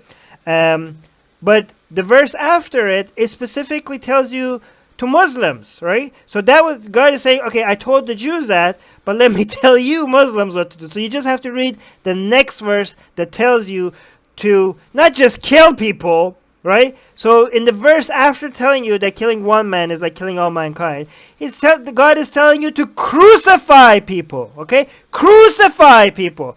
And for That's what? Right. Crucify them. For what crime? For corruption in the land. Corruption in the land. What? Okay, and what does that mean? It doesn't clarify. You know how irresponsible it is for you not to clarify when you're asking to crucify people, because spreading corruption on earth could be anything. In fact, by most Islamic definition, what me and Ali are doing right now is spreading corruption on earth. Corruption in the land. Now, your short answer actually got longer than my long answer. Sorry. I need to say, this is not about who has a longer Okay, I'm not going to finish that sentence. No, but you're absolutely right. When we talk about the God, in the Islam says that you're not supposed to take an innocent life. Innocent means something very different now than it used to back then. Now we think of homosexuals as innocent. We think of fornicators as innocent. We think of people who drink alcohol as innocent because they are innocent. Back then, the definition of innocent did not include that. So all of those people were included in the people who would actually be crucified. So anyway. Yeah, again, when God is saying don't kill people, it's being very specific. By people, it's telling you innocent Muslims. Okay, that protection does not apply to non-Muslims, and it definitely doesn't apply to people like me and Ali. Yeah. Armin, your passion and the volume with which you express yourself recently has woken up Erin's cat. Oh, I'm sorry. Okay, she's actually saying that. So Erin, her cat, woke up. Oh, sorry. Well, maybe it's a good thing. It'll be good. I don't know if she meant spiritually woken up or actually physically just woke up from sleep. You never know. Maybe enlightened cats cat are part of our target market. Okay, so there's a question from Ali Medici. This guy. Okay, so you're saying, do you think when the world finally wakes up to the reality that COVID-19 is a hoax with a mortality rate similar to or slightly higher than the flu, people will lose faith in science? Oh my God. Do we want to answer that? Is that a joke or is that a serious question? It's probably a joke. I didn't know this guy. I'm sorry.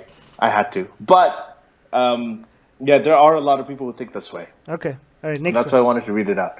Okay, so YouTube got Facebook. Find something on Facebook. Quickly. We have so many questions on YouTube though. Ali, do you wait. No to YouTube gods. We weren't actually saying any of those things. Okay, we don't believe in conspiracy theories. Okay, good. So Syra Baig is asking a question. She's saying, Ali, do you genuinely believe the poll numbers coming in from the Middle East about the number of atheists there? I think that they're underreported, Sarah. So I've been doing this for a while now. It's been about, 11, 12 years. I've written a book. While I was writing the book, because it was from a major publisher in the US, I was getting a lot of emails from all over the place. And I was hearing from prominent politicians in Pakistan, prominent journalists, people in Egypt, people in Malaysia, people all kinds of places, in Bangladesh too, talking to me secretly about this. And these are very prominent, influential people. I also lived there, so I knew that there was a lot. I always thought it was anecdotal because there wasn't any polling. When the polling came out, I was not surprised. I always had the suspicion, just like in the West, in Christianity, with Jews, virtually all of them are secular anyway. With Christianity, people are just becoming less religious. Younger people, millennials, are becoming less religious. The same thing is happening in the Muslim world. The only thing is you don't hear about it over there because it's so taboo. It's very surprising that so many millions of people actually reported honestly to pollsters that they were convinced atheists. Yeah. So, and I'm not quoting all of the crap sort of polling agencies there. I'm talking about Gallup. Okay, I'm talking about things like Pew Research. Pew Research did the poll in the United States where 25% of Muslims in the United States have left their religion. This was the basis of the XMNA billboard that went up recently, like late last year. So absolutely, I believe it, and I think it's if anything, it's underreported. Okay. Next, Moose is saying, what is something that secular communities do much better and religious communities fail at? How much time do you have? Yeah, we make things work. Secular communities make things work. That's the only thing. If you have a heart attack, you can go to a hospital. You're not going to go to like a mosque. If you want to do aeronautical engineering, or if you want to do space engineering, you're going to go to a university that teaches science and technology because they can make rockets fly. They can make planes fly. You're not going to go to a prayer meeting. Okay, here's the short answer. Here's the short answer. Everything. I mean, your computer, your iPhone, everything that you're holding, everything that works but because of science. Can you come up with a single? Always been at loggerheads. Can you come up with a single answer that it's the other way around? You cannot come up. No. I'll challenge you. Come up with a single answer that is the other way around. Even religious people who did advances in society, like Isaac Newton was a religious Christian, probably wouldn't have been if he was alive today and he knew about Darwin and he knew about all these. He wouldn't have been, but he was religious back then, and he came up with the laws of motion and laws of motion and gravity. Eventually, the laws, the general theory of relativity, the theory of gravity that we have today, like refutes so much of what Christianity is all about. Modern astronomy, Galileo. There's a reason he was persecuted by the church. I mean, all of this stuff. It's even the people who made discoveries who happen to be religious, right? Eventually they served secularism, and those discoveries had nothing to do with the religion. Relativity and photoelectric effect had nothing to do with Judaism, just because Einstein was a Jew. Okay. Right? The laws of motion, optics, and calculus have nothing to do with Christianity, just because of Isaac Newton was Christian. And the same thing goes for all the Muslim Golden Age discoverers. So, we do pretty much everything better than the religious communities, except one thing: give comfort about the afterlife. We'll do that as well. Probably have to work on. Well, we shouldn't. Yeah, I know. Yeah. Okay, so I mean, if you wanted to say that, then okay, religious communities are better at conning people. They are. Yeah. They absolutely are. Okay, so I thought we were talking about positive things. That's why I said nothing. Okay. Do you have anything from Facebook? The Facebook one is the same questions that you already asked. Like one of them is about China hiding stuff, so we already answered them. But there's a one Billy is asking: is the virus going to end the regime in Iran? A lot of people are suggesting that the coronavirus for Iran is going to be like Chernobyl for Russia. But the same way that. I don't know if people know that there's a lot of theories that what brought down the Soviet Union was Chernobyl and the lack of people's faith and trust in the government falling so much. Is that how it worked? Like, is that the theory that how Chernobyl led to the Soviet Union falling? Yeah. Well, no, I don't know about that. I don't know. So that's the theory. Some people come up with that theory, and they're saying that the same might happen with Iran. That the answer is I don't know. I actually don't even know how accurate the Soviet Union theory is. But the problem is that the trust in Iran's government has already been so low, and they have managed to still survive all of that. So I don't know how much of a difference this is going to make. The problem with coming up with a prediction for what if this is going to end Iran's regime is that people have come up with predictions of things that are going to come up with Iran that is going to end the Islamic Republic of Iran for the past 40 years, and none of them have come true. And again, just because none of them have come true, that doesn't mean this is not it, right? Like, just because a trend is a trend until it's not, right? But Iran's government has survived a lot worse than this. Iran's government was at a significantly worse situation than it is right now during the Iran-Iraq war. Like, if you were a betting man during the Iran-Iraq war, right after the revolution, the whole world unites against Iran, starts Saudi Arabia, United States start funding Iraq, and the country Iran's completely bankrupt. They don't even have a military standing. If I was a betting man, I would be betting against the Islamic Republic of Iran. I would they have no chance. But look what happened. They survived, right? They survived, and now they're stronger than ever. So I don't know. I mean, if anybody tells you, it's fun. It's a good thing to try to analyze and see that it might help with the Iranian regime's ending. It might not. But if anybody tells you that it will, and they seem very certain about it, stop listening to them, because these predictions. There's the number of factors that will end in some that could, one prediction might come true and another might not. The number of factors is so many that no person, and You have to have an AI that could put in all the factors in so many and come up with an accurate prediction. It's almost impossible to come up with a prediction like this.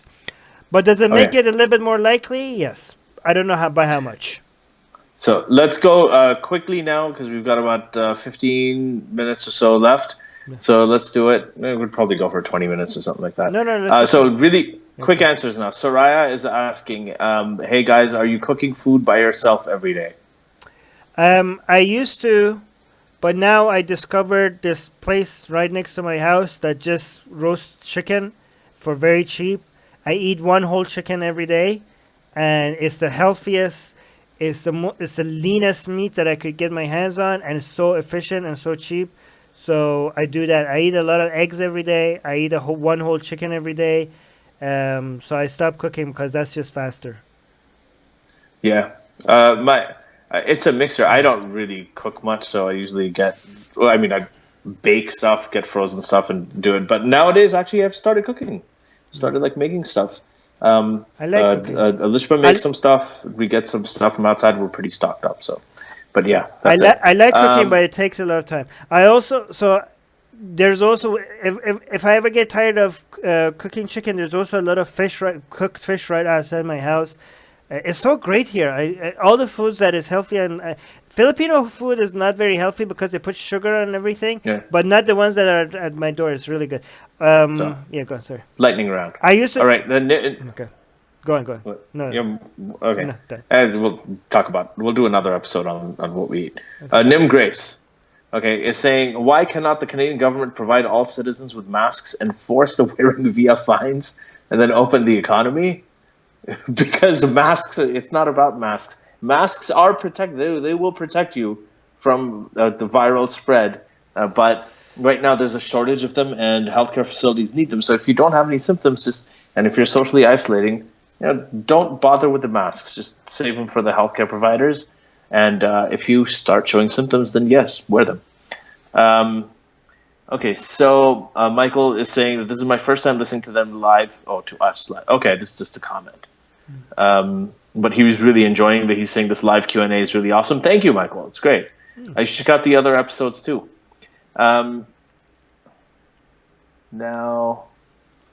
Yes. So Muskal is asking, Ali, this is for me.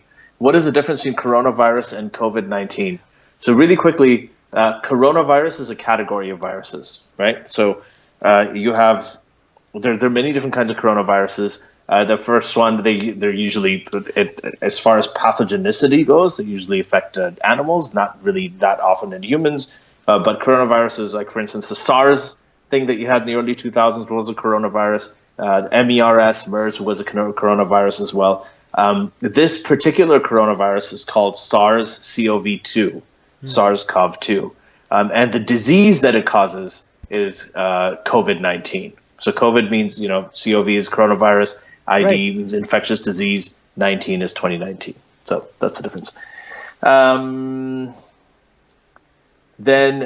people are answering the whole... I guess everybody answered that question anyway. Matt Rose. Sarah Big remembers Major Aziz Bhatti. Matt Rose, where is it? Read out the question, Armin, if you see it. What's your favorite pandemic movie? Contagion? Contagion is probably the most accurate. None of them are super, super accurate because they show really, really deadly viruses that are killing people immediately, and they're spreading like wildfire as well. Usually doesn't happen. The ones that spread really far and wide tend not to be super, super deadly to everybody and have super high mortality rates. And the ones that tend to be super deadly tend not to be spread. That would be a very boring movie, so it has to That's exactly why. But I think Contagion was... the most accurate one. Because I think that the bug in Contagion had like a 25% mortality rate. Which is, it's okay. It was somewhat... But it shows the process really well, like how people do things. Dave Zimmer's asking, do you think Mo could have been Christian in his youth, given the unmistakable tie-ins thereof? Muhammad? Was oh my Christian God! Okay, don't open that door. We don't even know Muhammad if Muhammad was real. Okay, so so that's a huge conversation. I do think that Islam might have originally been a Christian cult before it turned into Islam, but it could have been. That's a huge topic of that will. Well, there's one thing we do know from the satanic verses. We also know about the Alat Malat, and I always forget the third one. Those three, the goddesses, the idol goddesses. There were imprints of her in the cave of Hira as well. So those three, so they were technically polytheists. His uncle Abu Talib was. No, but those are the stories that were added later. So we're talking about so we don't really know. There's no way we can know. And then let's go. Do you recommend self-publishing? So Armin absolutely does, right? Yes. Aaron's asking. Yeah. Do not go with the traditional publisher. They basically take all your money. They give you an advance, which is not actually a payment. It's just lending you money. They actually take it for...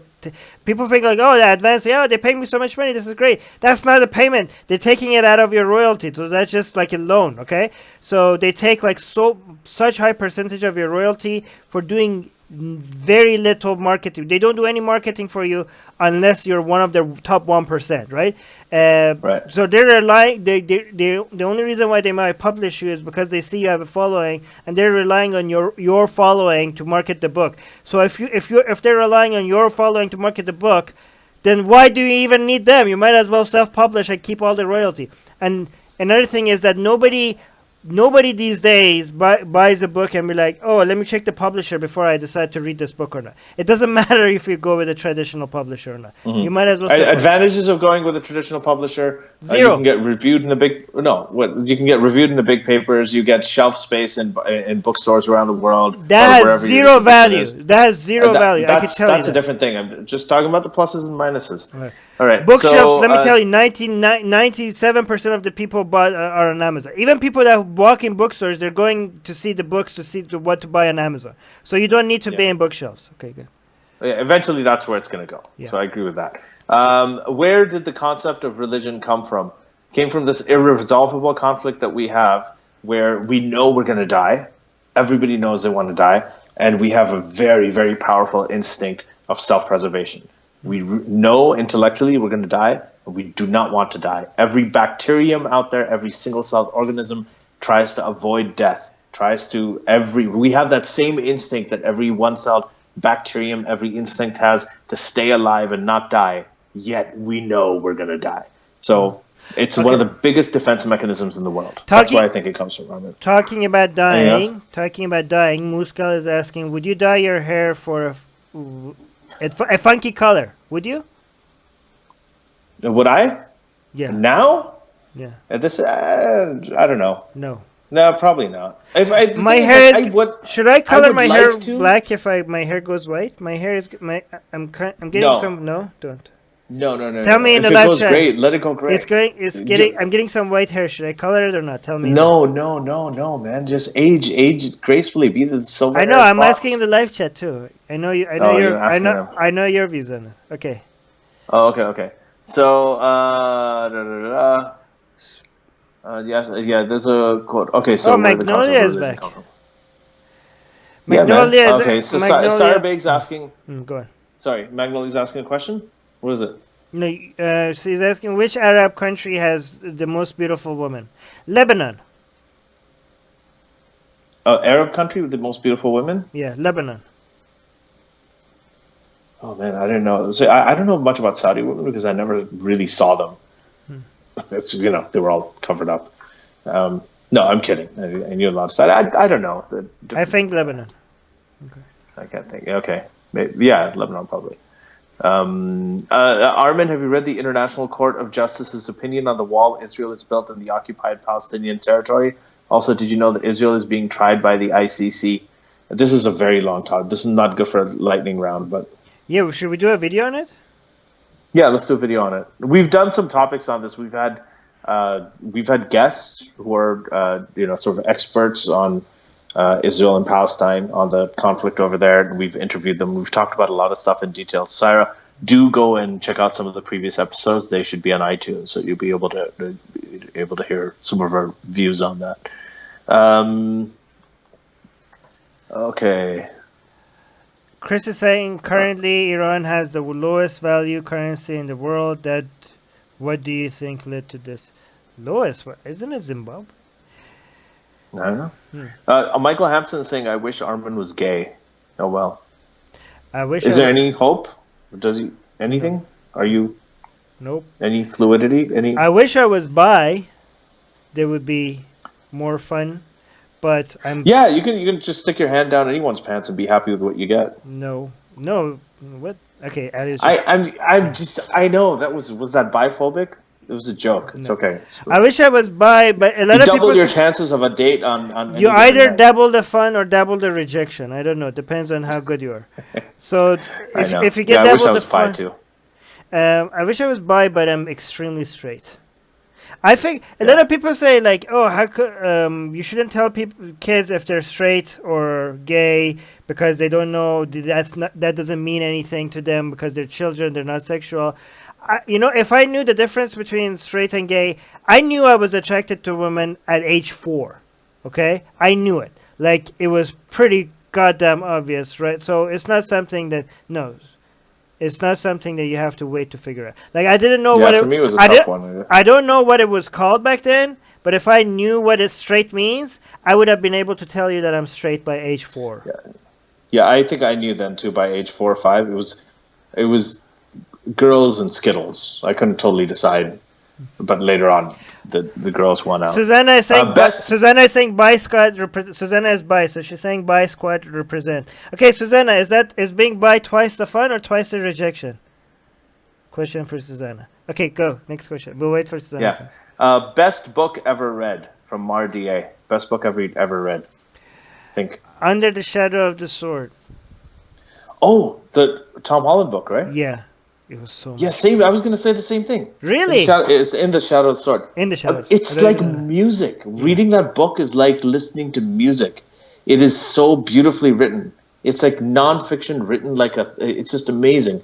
Another one is Letters to a Young Contrarian by Christopher Hitchens. I really, really like that book. I actually liked Sapiens a lot too.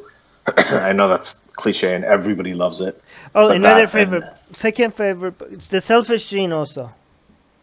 Yeah, Selfish Gene. I think we talked about this before. As far as fiction goes, right now there's this author I like, and I mentioned her before, Dervla McTiernan.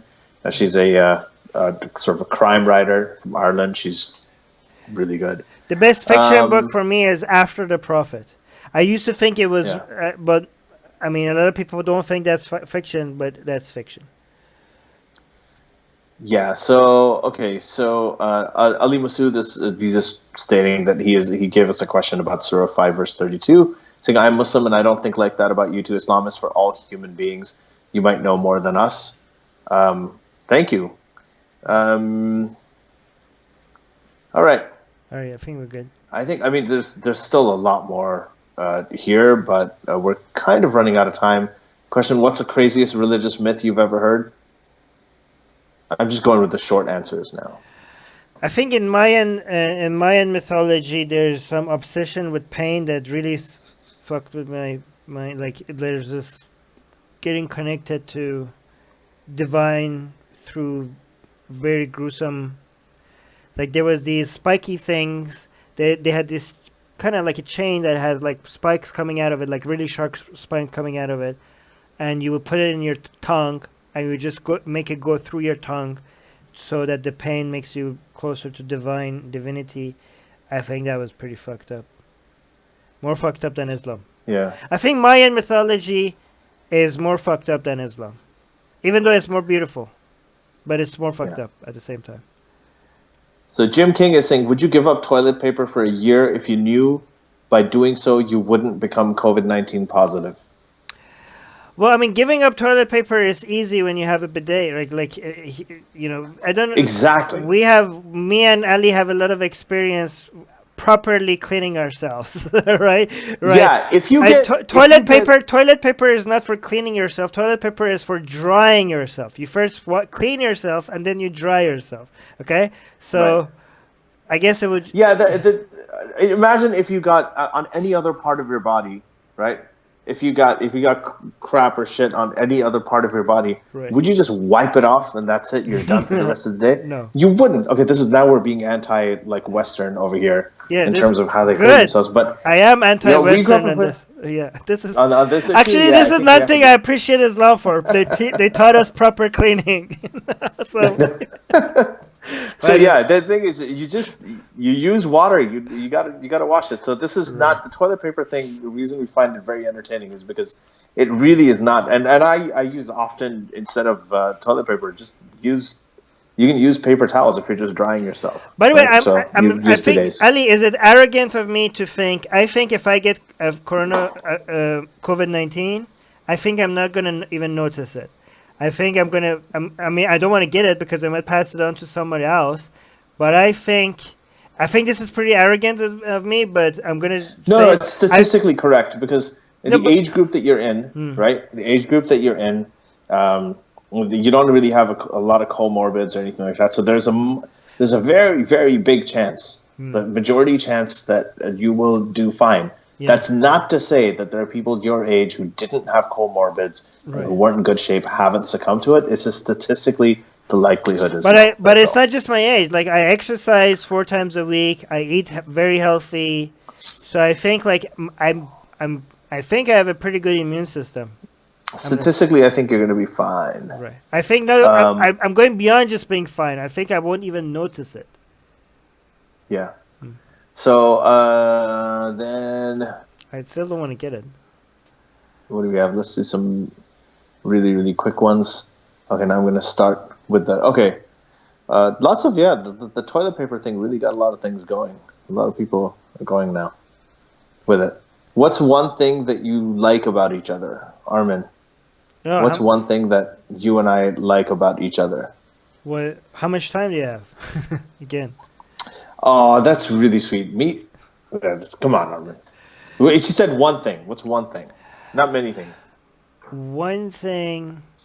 I know I make fun of Ali that he's not funny, but actually one of the things that I like about him is that he's actually funny. He's funny. He's funny. Yeah, he's funny. I kind of pretend like he's not funny, but he is funny. Well, thank you. Yeah. I'm going to say one thing about Armin. I don't really value... So Armin is a very intelligent guy. He's very sort of scrupulously rational, which is really good. It's a good check for me. Just very, very rational, super, super consistent. But the thing I like about Armin best is he's a good person. Yeah. I think that is a lot harder to do, to be ethical and to be good and consistent with your ethics and have insight. I think that's much more valuable and much rarer than just raw intelligence. So can I actually let me give you something else.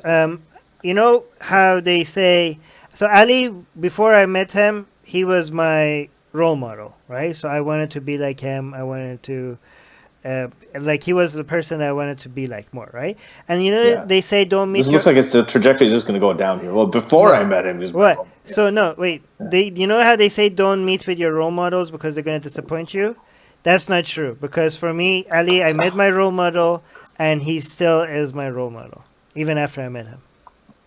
Yeah, I think this is a very, very deep amount of emotional connection and mutual respect for sure. Absolutely. So it's fun, and this really is my favorite time of the week to be able to do this and hang out here. So what are some of the books behind you, Armin? You're being asked. The books behind you. What are they? Steven Pinker's Enlightenment Now, the Quran, Muhammad, which were mentioned in, by the way. Right. You know that, right? What? Oh, in the Quran? We're mentioned in it. In the Quran? No, in the Quran. If we were, then we wouldn't be sitting here doing this. We'd be at a mosque right now, like praying. But the thing is, in Enlightenment Now, Steven Pinker actually mentioned. He mentioned he quoted Sarah Hayter. He's referenced my book there. Everything. So there's a whole chapter on the Enlightenment movement within Islam. So if you guys can get the Steven Pinker Enlightenment Now book, that'd be amazing. You'll see all our names in there too. The next one is this is a really good book. I mentioned this is my favorite. No, it's not my second favorite fiction book. Muhammad, his life based on earlier sources. Again, I think it's fiction.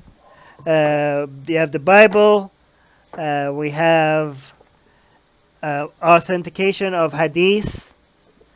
We have another hadith book. We have a critical assessment of Sahih Bukhari and Sahih Muslim. We have, what is this? Another one, authentication of hadith, redefining the criteria. We have the God delusion. We have Why Evolution is True by Jerry Coyne. We have The Selfish Gene. We have Sam Harris's book, Waking Up. Actually, this is the one I haven't read. I don't know if it's worth reading, actually. But Which one? Waking Up by Sam Harris. I've actually read most of Sam Harris's book, except the one I have a physical copy of. Most of the Sam Harris's book I don't have. Yeah. I have this one is a good one, Magic of Reality by Richard Dawkins. I have I have some encyclopedias. These are very fun. These are the encyclopedia of Did you say I have some encyclopedias? These are very fun. Yeah. Angels, Demons and Demonology. I have the History of Science. I have a hadith, one of the Hadith Bukhari books. I have this one. Okay. Yeah, I have a lot more, right? Yeah, he has a lot more. Okay, yeah, let's just. I thought you were gonna go through. You don't have to go through the whole collection. Just ones that we can see. There's one big one on Iran as well there. Okay, guys. One more thing. I want to talk. Okay, Ali Masood is saying I want to talk with these people. These guys can have their Twitter or Facebook IDs. Hey, write to us at secularjihadists@gmail.com if you're talking about us. I don't know if you are, but if you want to, Ali Masood, then if you disagree with the stuff that we're saying, we'd love to actually have you on. Yes. And we've had a lot of we have a lot of Muslim friends. We've had believing Muslim people, conservative Muslims, Reform Muslims, got all kinds of Muslims. We've had them here on the podcast. So please do come on and we can have a conversation. Ali Masood, secularjihadists@gmail.com. Yeah, we need to invite more Muslims on our show. Yeah. So the we ones had that we had was fun. Movie, you got all those. Yeah. I think that that's it. What do you think of cultural Marxism? Oh, that's another episode. Let's do that another episode. That's another episode too. Susanna is saying, don't forget to remind people to subscribe and become patrons. Yes, Susanna. Thank you so much, Susanna, for doing our job for us. Subscribe right now. If you watch this far, why wouldn't you subscribe? You obviously like our show, so you might as well subscribe. And also, only become a patron only if it's right now. I know things are tough for a lot of people, so do not become a patron. Do not become a patron if you're experiencing any financial difficulty at all. Do not become a patron. But if you could if you could put aside $5 a month or $1 per episode, the link is in the description. Support our show. We do need people that can afford it to support our show, because a lot of people who can't are not patrons anymore. So we do need to replace them. So please consider supporting us. This is what I do, at least full time. So yeah, thank you, Susanna, for reminding. Yeah, that's very nice. Last question from Moose Gal: do you wear socks while wearing shoes? I'm in the Philippines, so no. We don't even wear shoes because it's hot. We're in a tropical country. It's like, you know how hot it is here? I don't wear shoes. No. Yeah, if I'm wearing boots, then I wear socks. I don't want to go because of course, your feet sweat. Who wears shoes without socks? You have to. But if you're wearing sandals or slippers or something like that, of course, you don't wear socks. But okay. Oh, that was an okay question. It wasn't bad. You've done better, Moose. So, but thank you. Thank you. It was good. Thanks, everybody, for joining us today on this Q&A. It has been a crazy month. Yes. This has been an insane month. I've been working from home. For Armin, I guess for you it doesn't make a difference, but I've been pretty much at home the entire time. I got this whole office set up that really Alishba did. Wasn't me. My greatest inconvenience has been that I'm running out of protein shake, and all the malls are closed. And I tried to buy it online, and they told us that they're not shipping non-essentials. So that's the biggest inconvenience that I'm feeling. So for me, everything else is fine. Yeah, and everybody just, I know this sounds, it's a little crazy, but yeah, stay at home. Just really, really, really stay at home. Stay at home. Yeah, if you're bored, go and just go through all the secular jihadist shows, and from all the previous episodes and watch them all. Just go through that's what you Okay, so this is a good time. So you know who we've had. So if you want to listen to just topical episodes, you'll find virtually every topic that you can think of that we've talked about in the last couple of years. If you're looking for fun guests, we've had Sam Harris on, we've had Mariam Namazi, we've had Steven Pinker, we've had Ron Miscavige, who was the father of the head of Scientology. We have had Jerry Cohen. We have had Armin. Who else? We've had Daniel Hakikatju, who told us that in an ideal Islamic state we should be killed. Well, he also said that if we don't repent in 3 days. Yeah. We've had Ali Andalusi. We had Steven Pinker. Abdullah. Did you mention Steven Pinker? We had Steven Pinker. Yeah, we had Steven Pinker on the show. We've had Armin. Who else? I can't even remember. We had Nick Cohen, the J.K. Rowling's favorite journalist. You mentioned Sarah Haider, right? Yeah. We've had Sarah Haider on. We've had Muhammad Sayed on. We've had Majid Nawaz on. Majid Nawaz. We should bring Majid Nawaz back. We even had Imam Tawhidi on. Remember that? Oh yeah, that's actually our biggest. And we had Dave Rubin on. Yes. And Armin really pissed him off. So you should see that for sure. Because Armin, you know what? You hadn't heard of Dave Rubin before we interviewed him. You were the only guy. Yeah. When it was all four of us, because right before you had told me, he's like, "Oh, so I haven't heard about this guy, but I've been reading about him." That's what you told me about Dave Rubin. And then he came on the show, and you didn't know who he was, and you just really pissed him off by asking good, normal questions. Right. Yeah. Yeah. That was something to watch. So, in any case, I was waiting. Like the three of you were ahead of me, and I was just waiting for it to be my turn. Yeah. I was just repent to the guy. Yeah. Well, you know what? You were right. Like now, after all this time, at that time, he was still sort of holding some semblance of, okay, he might be a little bit normal, but you called it out very early, and I got to give credit to somebody who I really don't like giving credit to nowadays, but Aina Nice Mangoes, your arch enemy, she actually called it too. Right. But she also called a whole bunch of other things that didn't really. But yeah, she did. All right, let's leave it here now. Thank you, guys. All right. Ali already emailed us. Where did you email? Ali, did you email us on our website? Or did you email... No, I've been checking. I can check right now. Go check out... email, contact... If anybody wants to be on our show and you have suggestions... Ali Masood has? Yeah, he emailed you. So we have a Muslim now we could bring on a show. Yay. Was it was he the one who was... I don't know. He was just in a live chat. Been here before? No. Okay, I just looked. Okay, yeah, he just emailed 2 minutes ago. Right. So he wants to. Yeah, okay, got it. So Ali Masood, yeah, we'll be in touch. You got to give me a few. You might have to give me a couple of days. Yeah. To get back to you, but we'll write back to you and let's schedule something. Yeah. Let me know what time zone you're in. So. Yeah. All right. That is an important Let's thing. do this off air, not here. All right. Okay, guys. Yeah. Let's go now. All right, everybody.